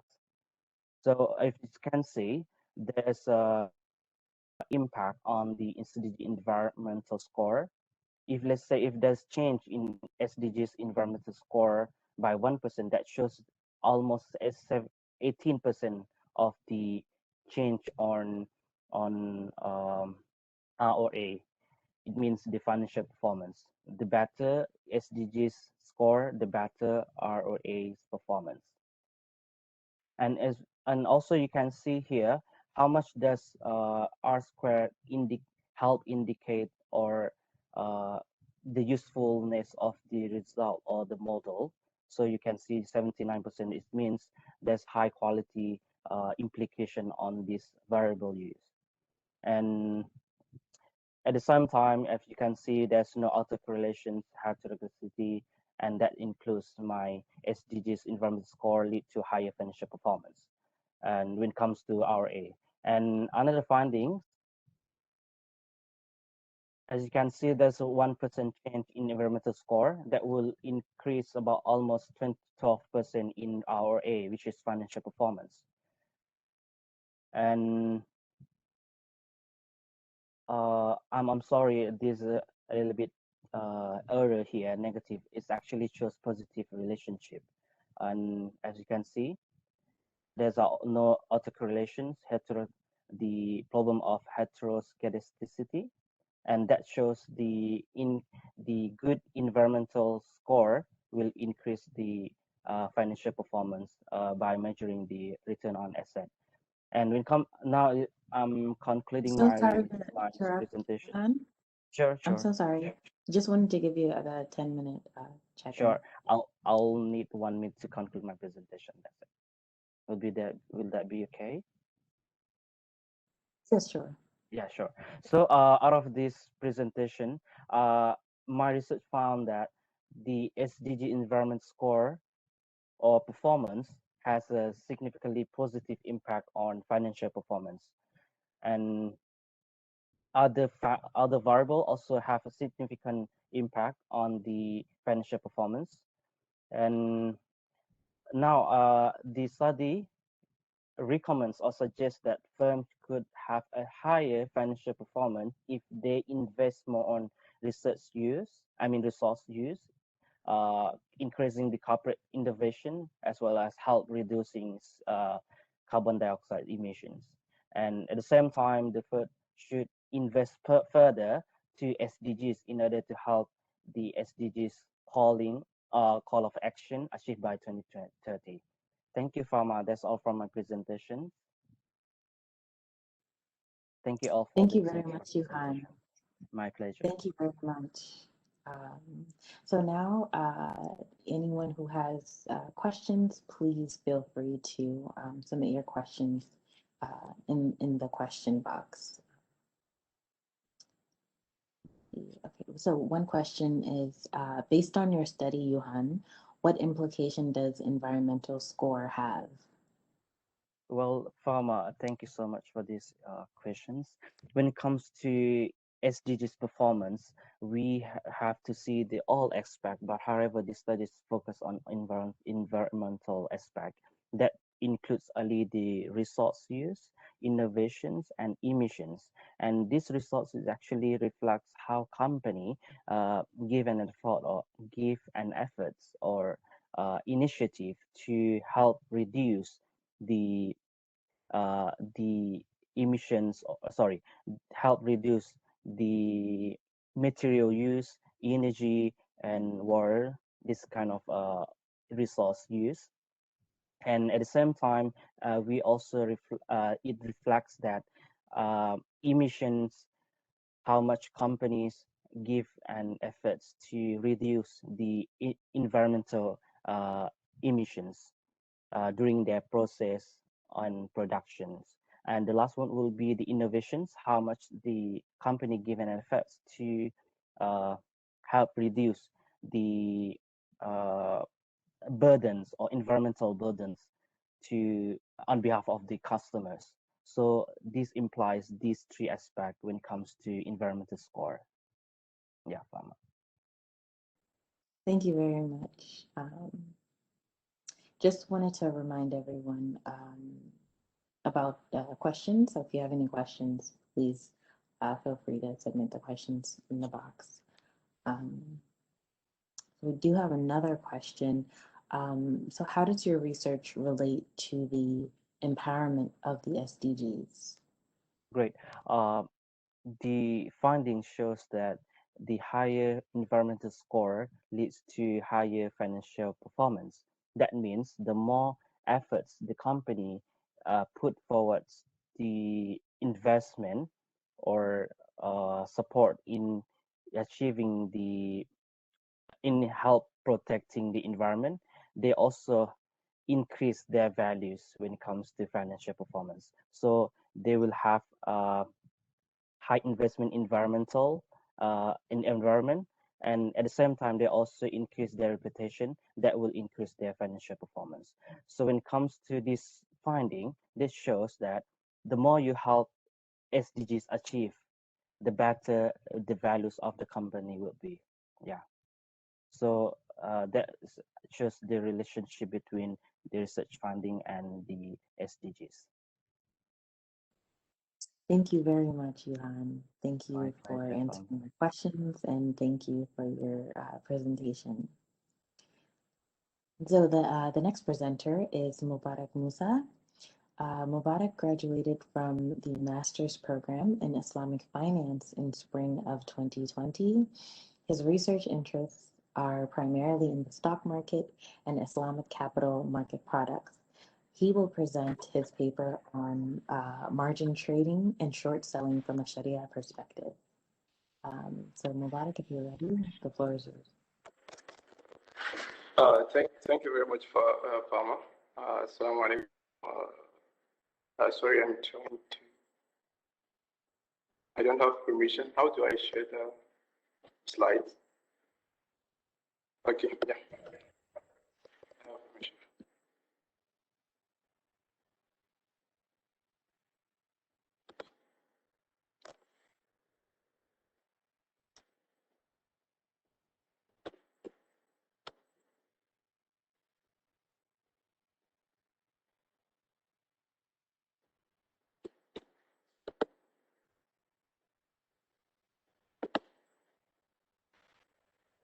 Okay. السلام عليكم ورحمة الله. إن الحمد لله نحمده ونستعينه ونستغفره ونعوذ بالله من شرور أنفسنا وسيئات أعمالنا. First of all, thank you, Fama, and I'm really, really happy and excited to be here among you. My paper is entitled Margin Trading and Short Selling from a Sharia Perspective.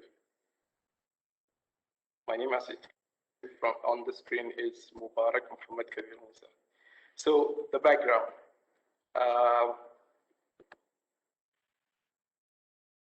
Well, basically, if you're following the news, like nowadays, if you're following the news, you must have heard a lot about stock market and how a lot of people have made millions. I mean, I'm talking about kids, like kids in high school, college students had made millions by trading in the stock market. So how did that happen? Like what happened? What happened to the stock market that these inexperienced kids were able to make that such of money, or that kind of money? So the easy answer will be like there was margin trading and short selling involved as the background.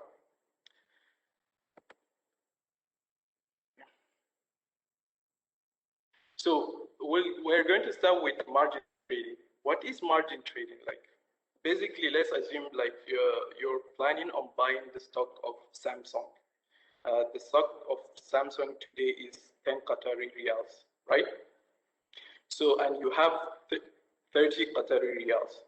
With your money, you can buy 3 stocks of Samsung, right? Because you have 30 Qatari riyals, the price of Samsung, the stock of Samsung today is 10 Qatari riyals, right?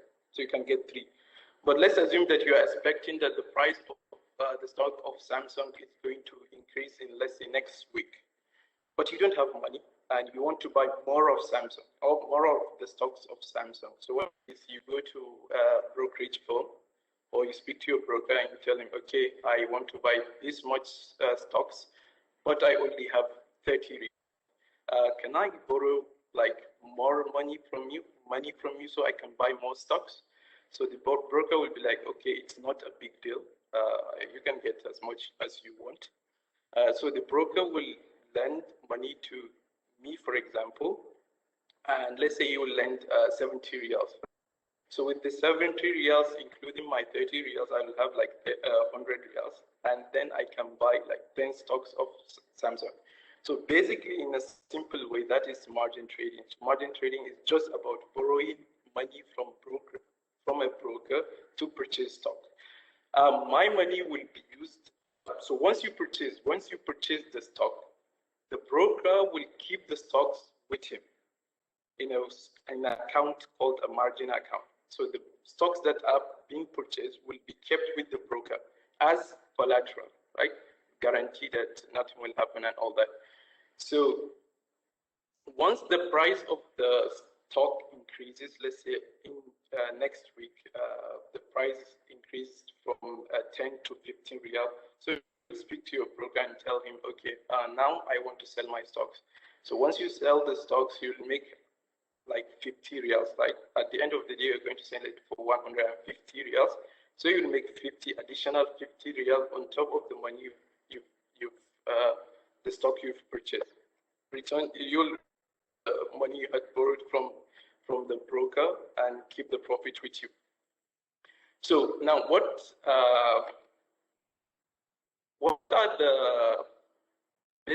are the benefits of margin trading? Margin trading helps increase the liquidity in stock market. Liquidity means like how fast stocks are being bought and sold in the stock market. And it also gives investors a better rate of return, right?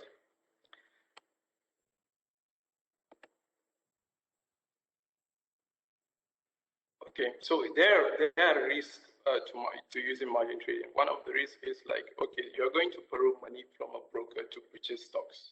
So what happens if you're expecting the price to go up? What the actual price goes down?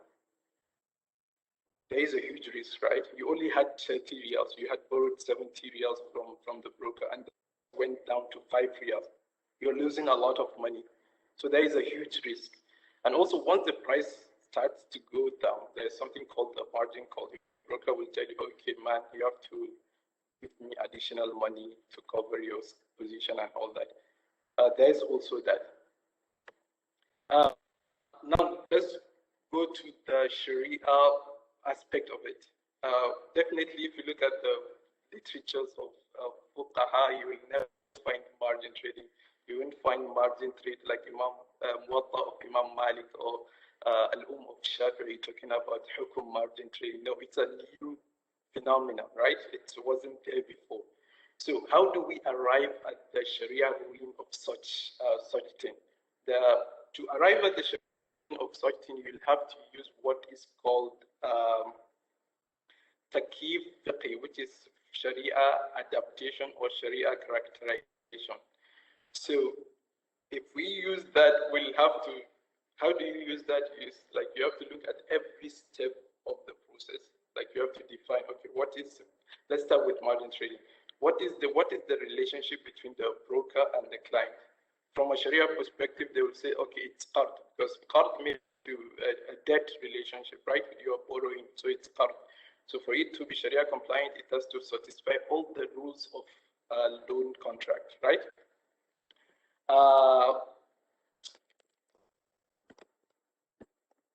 Secondly, there are Sharia issues with using margin trading. First of all, we said the stocks that are borrowed would be, or the stocks that are bought will be kept with as collateral, right? And the broker will definitely benefit from those stocks that are kept with him. How will he benefit from those stocks? We'll see in the next slides. And also, the broker will not be lending money to me, for example, for free, right? He'll be charging interest. Also, there is an issue on as we all know that interest is haram from a Sharia perspective. And also there is issue of pledging shares, benefiting from the pledged shares. And in general, the margin trading as practiced in conventional markets in US and all the other places, it's impermissible, haram, because first there's interest, second the broker is benefiting from the pledged stocks and other reasons.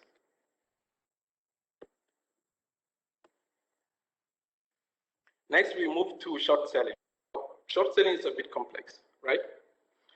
Normal case, like with margin trading, is like you buy something in anticipation of an increase in the price, right?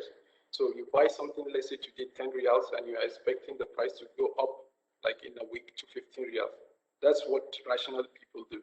But with short selling, let's say you are expecting the price of Samsung stocks, which is 10 riyals today.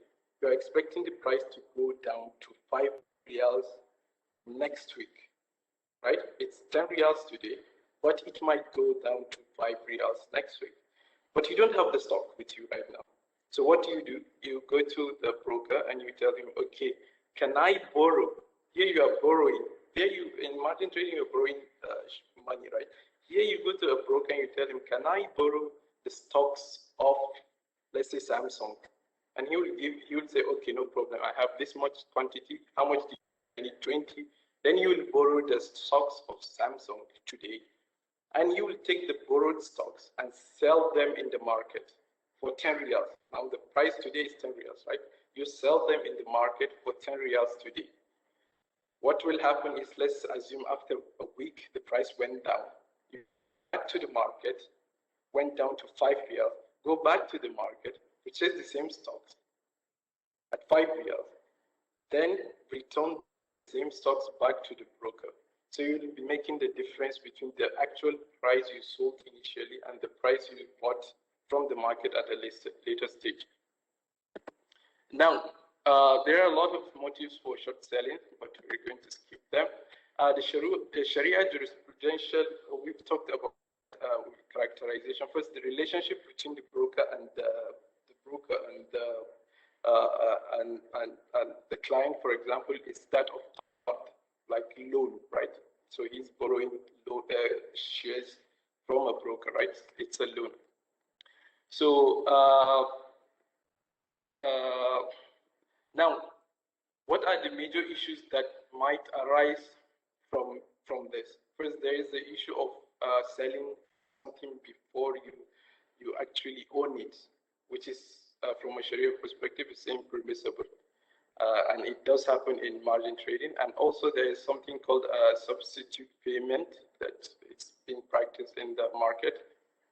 Now, I looked at the attempts there's been attempts to construct a Sharia compliant margin trading and short selling. We've said that margin trading, both margin trading and short selling as practiced in the conventional market is impermissible. So what some institutions in the Arab region and in US have tried to come up with an alternative, a Sharia compliant alternative. So I looked at two alternatives. One is Rams Securities, which is in UAE. The other one is the group security in Qatar, sorry. And both are using the Qard Hasan, right, which is interest-free loan, right? For example, let's look at the group which is in Qatar. They say, okay, we can lend you money. In margin trading, we'll give you money to buy stocks.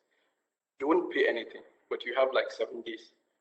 If you return the money in 7 days, you don't pay anything. After 7 days, you'll pay interest. You'll pay something. So what's the ruling from a Sharia perspective? We've analyzed that, and we've looked at the ruling of IOP and others, which stated that such condition is impermissible, and therefore the practice of margin trading in the group securities is also impermissible. Rams Security, same thing, but with Rams it was a bit complicated because they were claiming to use interest-free loan. However, they were using clearly interest loan, like loans with interest. It was obvious, which is strange a bit. Next, we have Sharia compliant short selling.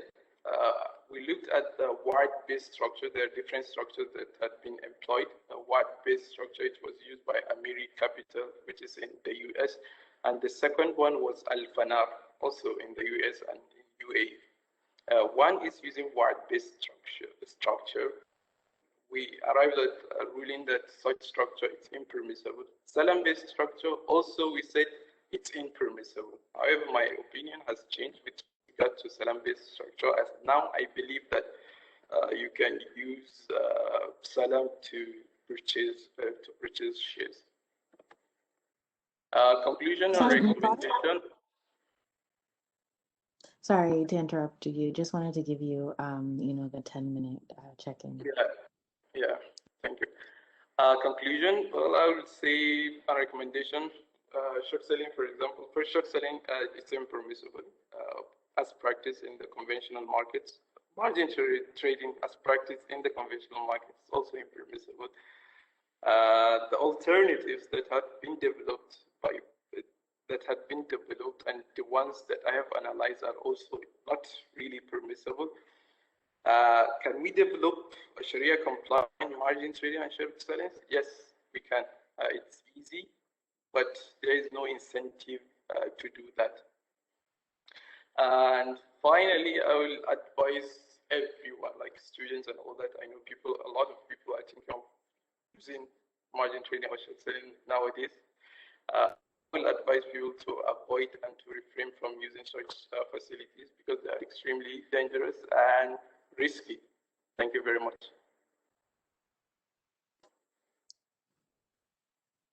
Thank you very much, Mubarak, for your presentation. So if anyone has questions, please feel free to submit your questions in the question box. So we have one question. You have highlighted several Sharia concerns with trading stocks using margin trading. However, I would like to know whether that also applies to FX and Bitcoin, or is there a different dynamic? Thank you very much for this question. Well, yeah, it also applies to foreign exchange and to Bitcoin, but the difference is, I think with foreign exchange, you have to comply with additional ruling with regards to trading currencies. With Bitcoin, there are several Sharia concerns whether Bitcoin itself is Sharia permissible or not, but it also applies. Thank you. Thank you. Thank you very much. And we have one more question. In your analysis, you found products that are supposed to be Sharia compliant, but it was not in compliance. Are there national or regional bodies that regulate the compliance of such products? Yeah, there was several conferences on margin trading and short selling. They tried to analyze the Sharia rulings of these instruments. However, it's difficult to get the actual ruling of these scholars, like the proceeding of these conferences, because, as I said, huge companies in the US and in Qatar and all that are practicing margin trading and short selling.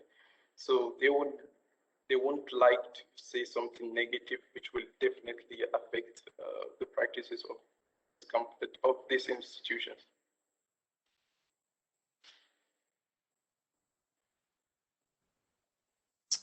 Thank you very much. We do have one more question. Wasn't the Ram's prospectus approved by the Sharia board? Yes, it was approved. Well, it's Islamic finance. There are a lot of gray areas, but it was approved by a Sharia board. You can approve anything, right? Depending on who you have as on your board, right? It was approved by the Sharia board, but there are a lot of Sharia concerns. I've showed the structure to other scholars, and they were really surprised, like how can Sharia scholars approve such structure? That's what you have in Islamic finance.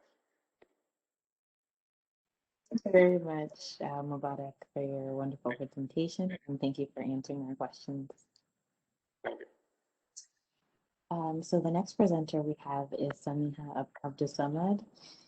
Samiha is part of the class of 2021 Master's Program in Islamic Art, Architecture, and Urbanism.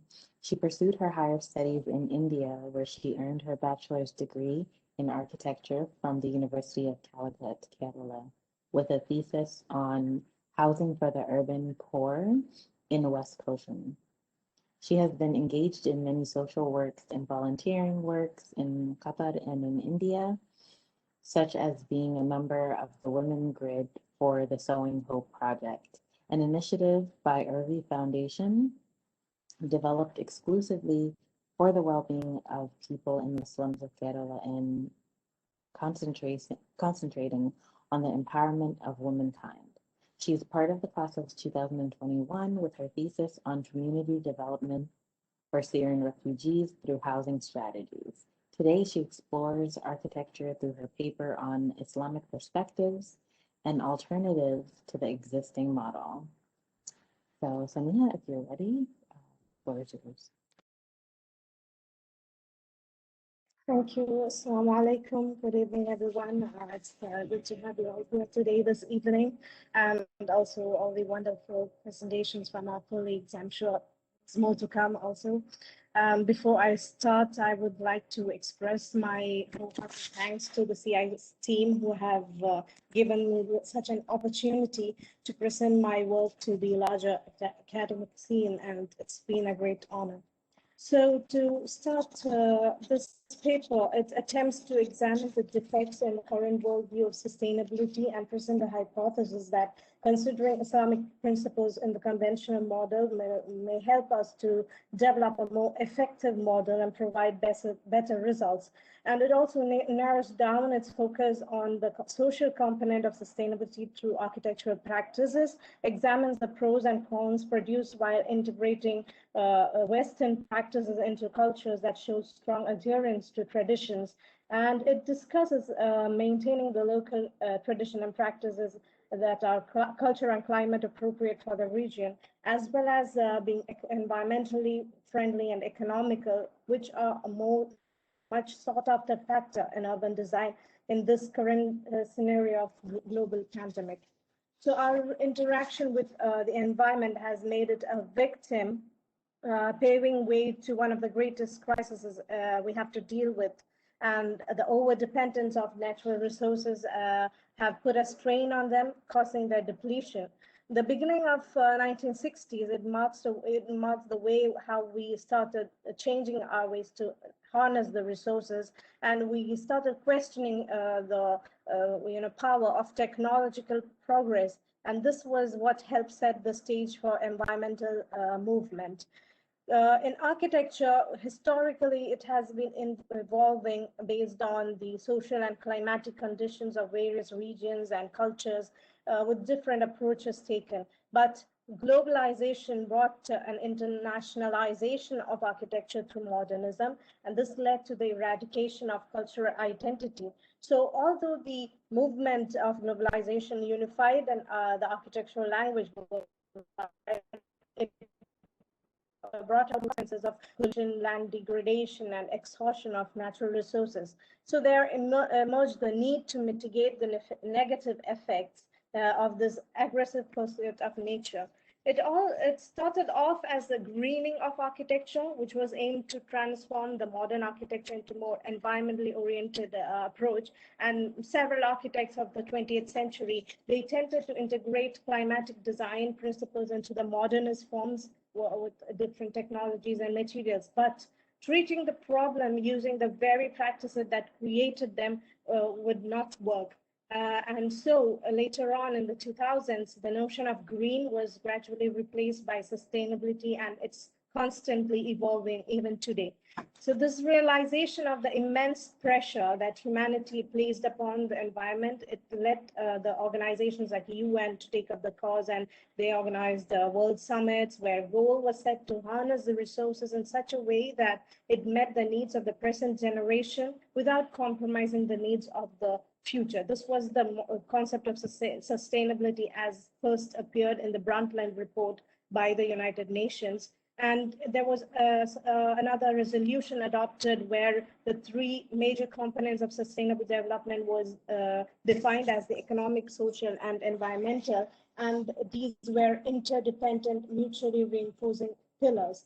But despite these calls and for a fresh start, there was this challenge of sustainability still exists in our times, particularly because there is no construction industry that sets sustainability at the heart of its operation. So such a mindset, it hampered the application of the principles and it could not produce the desired effect. The environment was considered equal footing with economy and social well-being. When put into practice, this evolved into market-based economy where there was little to no consideration for the environment. The social scholars Neil Dave and Kenneth Ryan, they argued in their article that if you considered the sustainable development model as a stool, three-legged stool, you cannot consider the environment component as a leg of sustainable development stool, but rather the floor upon which it must stand. So this three-pillared model, it was a flaw because it discounted the future and encouraged overconsumption. Hence, the irony was that even when the 20th century was heralded as the era of sustainability, the global human enterprise, they were rapidly becoming less sustainable. Now, Jane Jacobs, in her most renowned work, The Death and Life of American Cities, she says that the cities of a postmodern world, they are really antithesis to nature because they limited the notion of nature to just grass, fresh air, and little else. She says that the social behavior of people were affected by city planning, which in turn affected the economic behavior of the cities. We see this in the case of the Fruit Ego housing project, one of America's most notorious housing projects, where it failed to meet the expectations of the planners and authorities as a solution for urban poor in the city. It deteriorated into a crime-ridden, infamous claim, and it was eventually imploded with dynamites. So it is here we need to scrutinize the connection between the three major components of sustainable development. And so we see that it is impossible to consider them separately. And the UN has now formulated these 17 practical challenges which revolve around the components almost in an equal manner. So while considering the role of religious consciousness in formation of sustainable attitudes, we cannot ignore the vantage point of Islam, and it deserves as much attention as any, because the concept of sustainability, it's not new to Islam. It existed for centuries in Holy Quran and Hadith, and they both provide a framework for mankind on how to interact with their surrounding, that is the environment, and also it encourages to maintain a balance in the universe that was designed by God. So this shows that the concept of sustainable development, it took root in the 7th century Islamic ideology itself, but it did not get translated into the modern context until this 20th century. Here you can see the definition for sustainable development in Islam provided by Dr. Iyad Muhammad, who is the head of the United Nations Environment Program. So many intellectuals, they have now formulated basic principles with regards to sustainability in Islam. The first platform that identified these principles were the Knowledge and Value Seminar in Stockholm in the 1980s. So how they form these ideas, the foundational idea for the principles where the two overarching concepts, that is, the one is the doctrine of unity of God, the Tawheed, which dictates the acceptance of God as the only source of all values, which means that one who follows it, it will inculcate a psychological and behavioral attitude, and whatever he does, thinks, or feels will be motivated by this quest for unity. And the second one was man as a representative of God, the Khalifa, because the very basis of human existence was to infuse the natural world with the transcendental, the revealed ethics, and this role, in case he fails to abide by it, it will bring in about calamities and destruction, fasad for man himself, as indicated in the Quranic verses. So from these two principles, we derive the other principles of sustainability in Islam, which is the concept of Earth's custodianship of Earth's assets, that is the amana, where the problems we face today with the environment are due to absence of this custodianship, because man is not held accountable for his actions. Then it's the intrinsic state of purity, where it is essential to use elements of the environment in their natural state without corruption and in full harmony with nature, people, and built environment. When we construct the practices of today, they are heavily dependent on the fossil fuel energy, and these have a negative impact on health. And also the lack of natural ventilation, lighting, etc., have also led to ecological degradation. Another principle is the pre-existing order of the universe, that is the balance, the mizan, which is put forth as a divine law, that is, do not commit excess in the Quran. So any deviation from this command will be abstaining to will be extravagance, that is itraf, and it will disrupt the harmonious relation of man with nature and result in unspeakable ecological crisis. Then the path of moderation, that is wasat. We have to utilize the resources and considerately and moderately, benefiting from it, but at the same time, we have to pass it on to the next generation in excellent condition. So this neutral approach of wasat, it actually symbolizes the amana and the need to be implemented by the Khalifa. Then comes the economic and social justice, that is adl, where all of the nature's resources, they are a joint property of the mankind, and we have to take precautions to safeguard the interests and rights of others. And this deliverance of justice is not just limited to humans alone, but it should also encompass every living creature and natural resources. And abusing any of this, it will be considered a sin. And finally, it is the perfection in actions, that is ihsan. Developments shall not be meaningless and without necessity, because it will contribute to overintelligence and wastage of resources. And the Holy Quran encourages man to do good as God has done good to you. So we can observe the examples since the time of Prophet Muhammad, who has implemented these principles with manifesting the role of the Khalifa. And the overarching, again, the prophetic declaration was that there shall be no harm and no infliction of damage. And you can say that he was the one who pioneered implementation of conservation, of sustainable development and resource management. And if you look at the first forms of Islamic architecture in Medina, they were simple structures of palm leaves or bricks or whatever was available to them. And also they followed the principles of form follows function, which was a very recent principle, but it was done at that time too.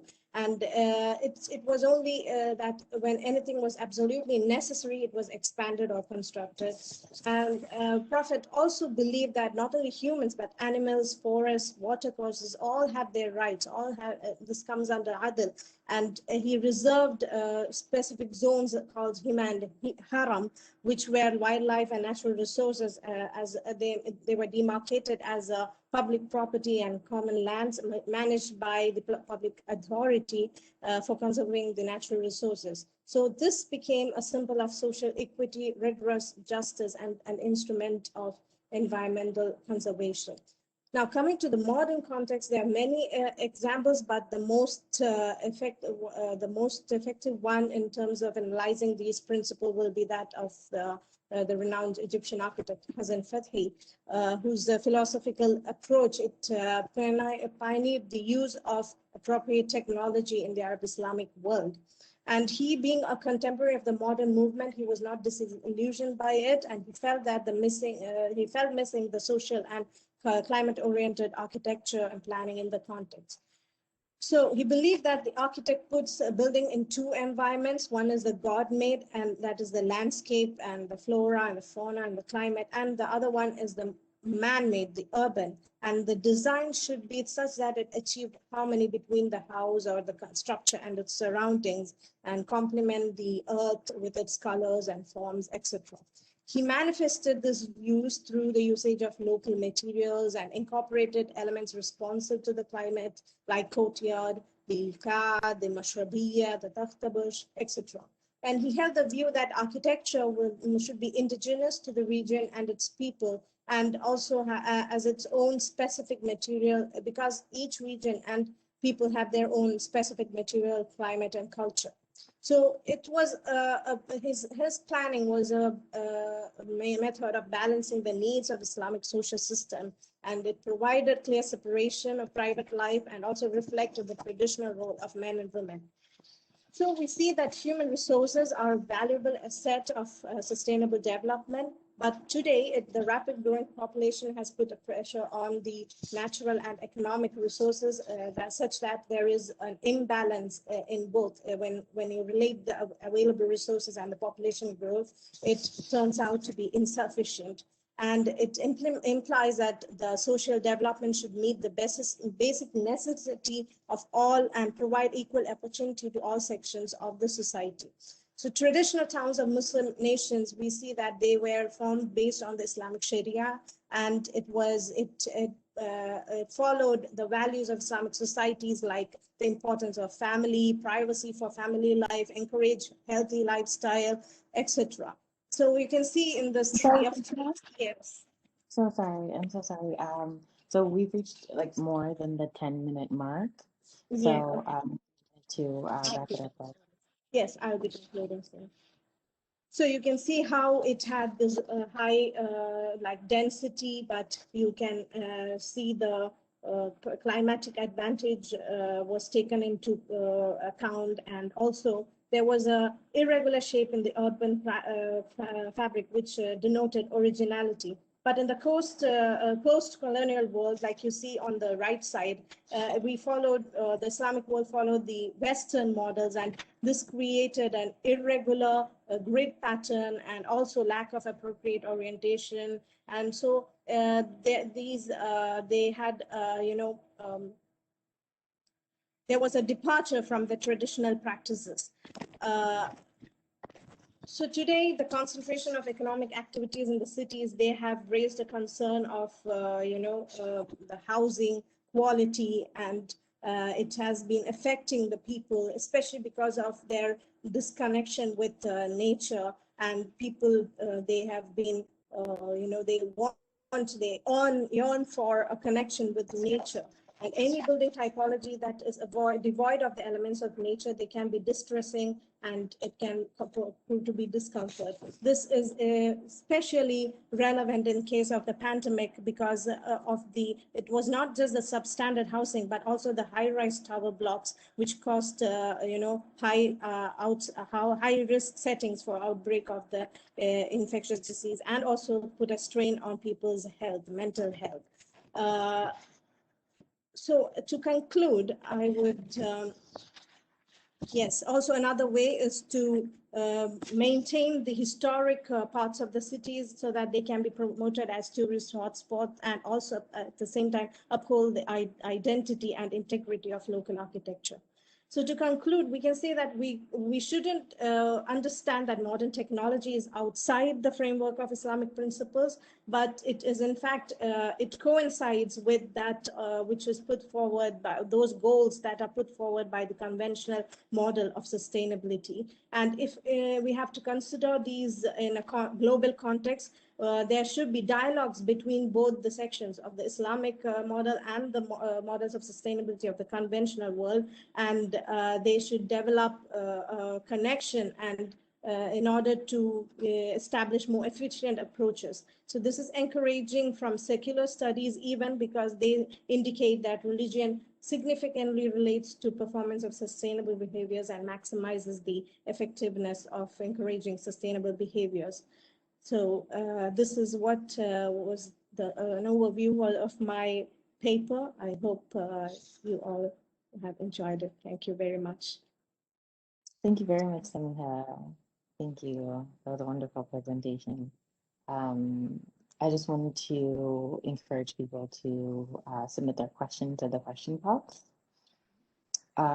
So the first question is, in your paper, why did you choose a controversial architect as Hassan Fathy as an example? Okay, so I wouldn't say that the failure of any project would have been the fault of the architect himself, because it also involves the social component. And in case of Hassan Fathy, the failure of some of his projects was a result of political, inefficiency and bureaucracy, etc. Also from incorporation of the people themselves. So when I mentioned the Pruitt Ego in America too, it was designed by a very renowned architect, Yamasaki, who designed the World Trade Center too. His intention was very good, but unfortunately it did not work out. So many factors play into the success of a project. Thank you very much. Thank you very much. Just, I think there's one more question. How would you suggest the identified principles of sustainability in Islam are put into practice? Yes, so as I mentioned, we cannot necessarily just avoid these values, stating they are impractical or only exist in theory, but you have to connect between the two. So I think the like key players like the faith-based organization in the UN SDGs right now, they can use these principles as a framework to plan their operations, and in that way this can be put into practice on a global context. Thank you very much, Samiha. And if there aren't any more questions, we will move on to our next presenter. Our next presenter is Natalia Bakova, and she is from the class of 2021 in the master's program in Islam and Global Affairs. Her interests lie in researching the implementation of legal policies in women empowerment in the Middle East, in Middle Eastern countries, social inclusion of minorities, and the social aspect of the use of artificial intelligence, including ethics and religion in smart technologies. So if you're ready, Natalia, there's you. Assalamu alaikum. Good evening, everyone. Could you please give me an access so I can show my presentation? Yeah, thank you very much. Just 1 second.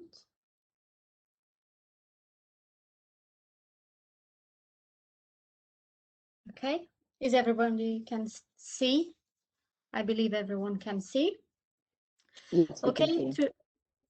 Wonderful. Okay, so today I'm going to give you a very short and brief information about a study that I've concluded during my master's studies at Hamad bin Khalifa University.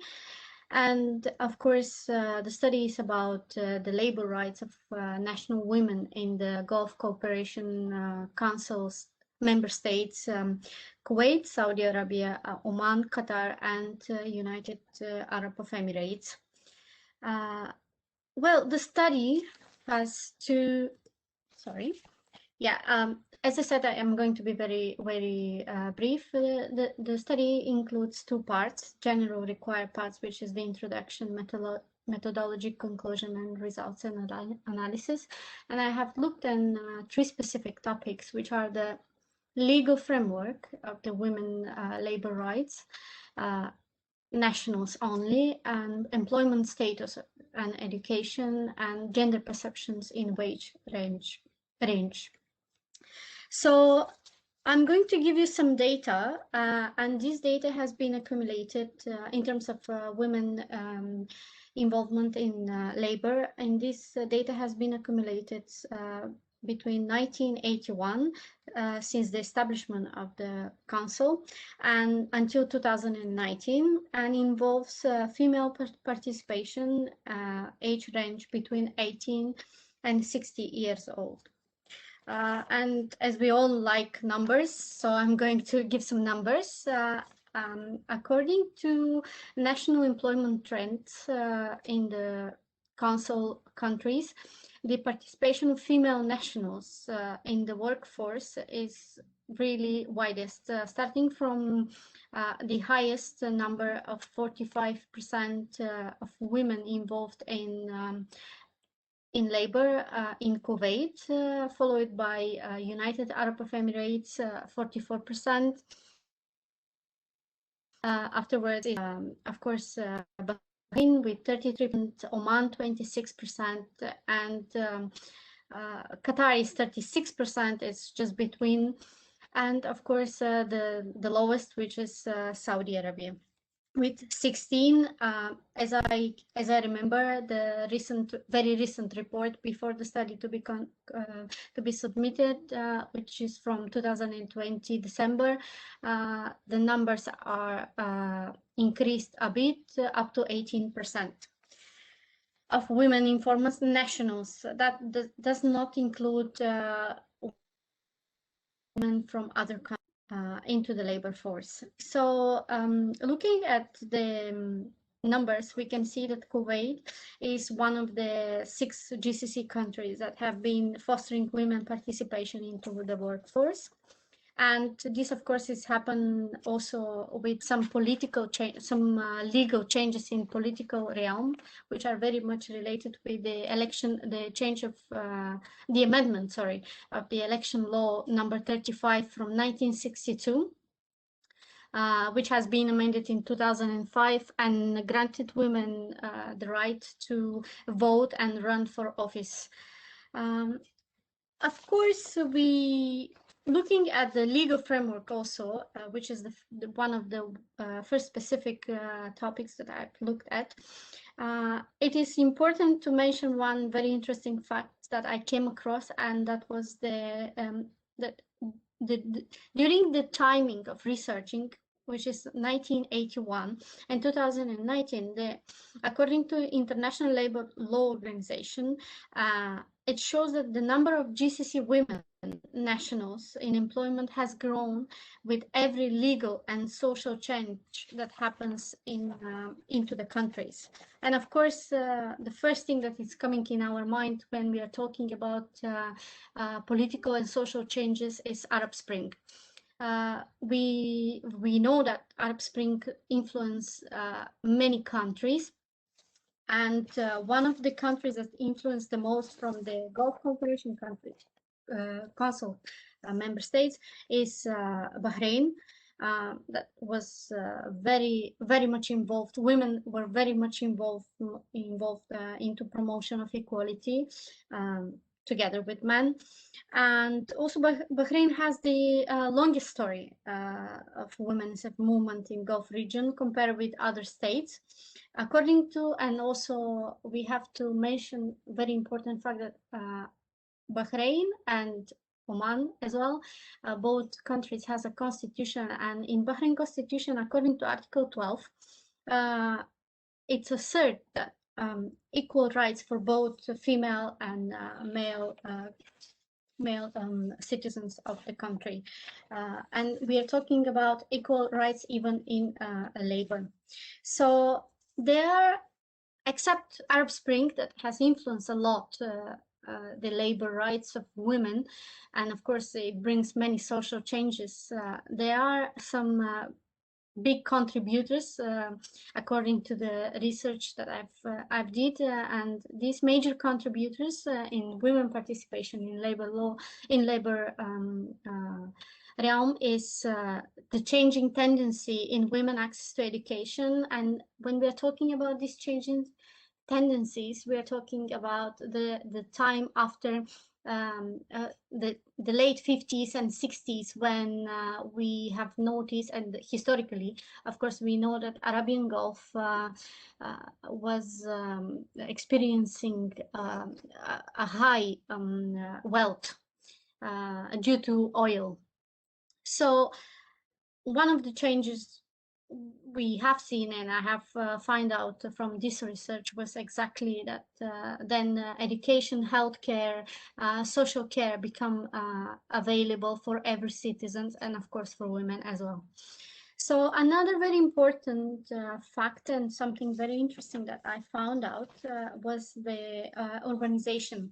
Urbanization also affects very much women, of course, women participation in labor, and also economic growth, as I mentioned before, and Arab Spring, of course.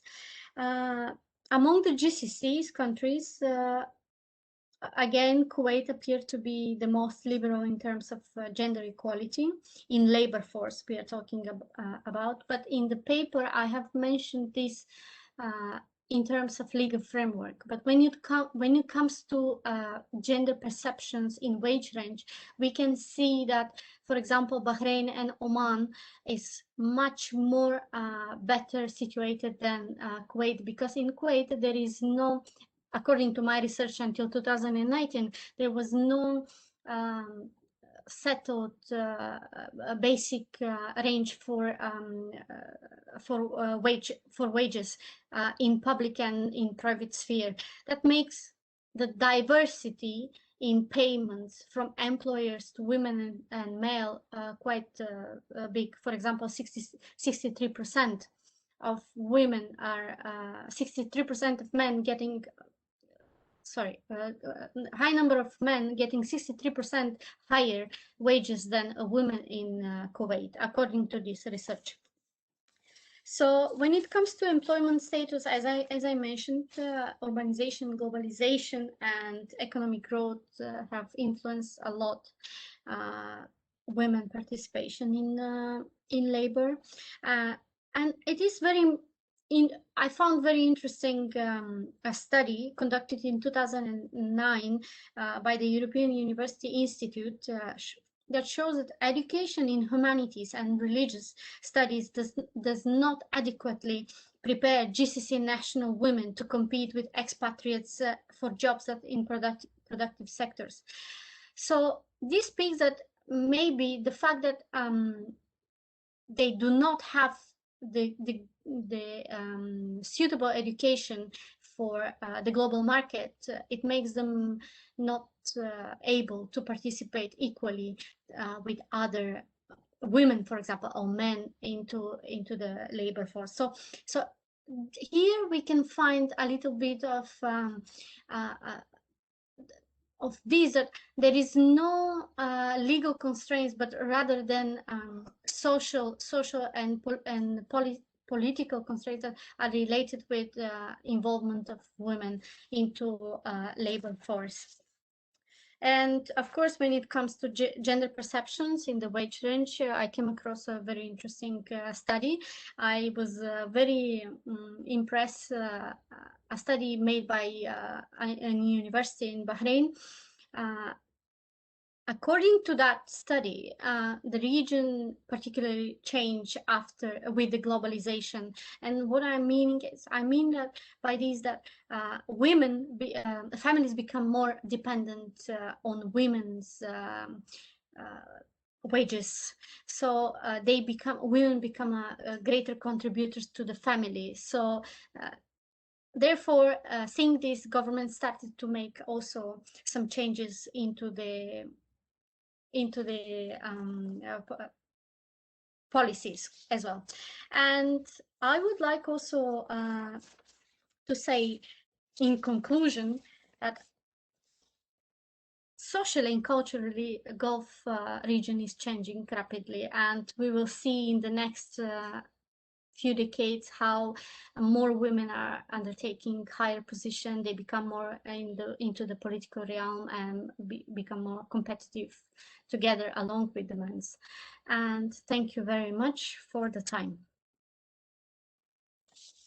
Thank you very much, Natalia, for that amazing presentation. Thank you. So now we're going to open up the Q&A portion.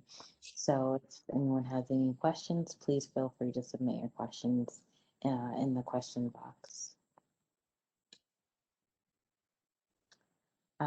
So we do have one question. So studies show that female participation in education, and most especially higher education, is far outpacing that of men.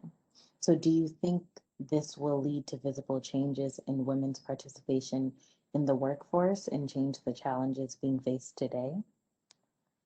Absolutely. Well, I did not present some statistics, but in the paper you will find quite a lot of statistics in terms of how basically education is starting to change rapidly employment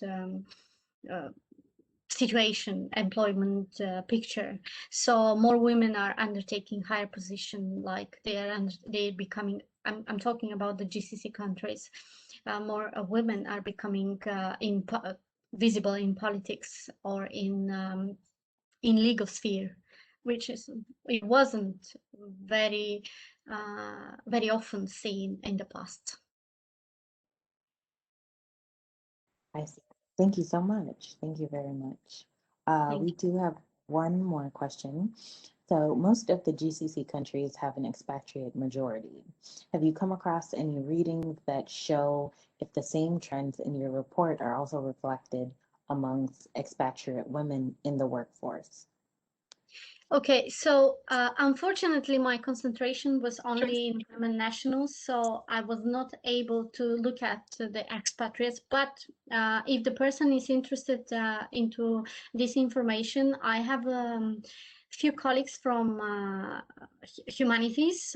They are studying women and gender studies. So I'm almost sure that they did some research about the participation of expatriates women, especially in Qatar, not only.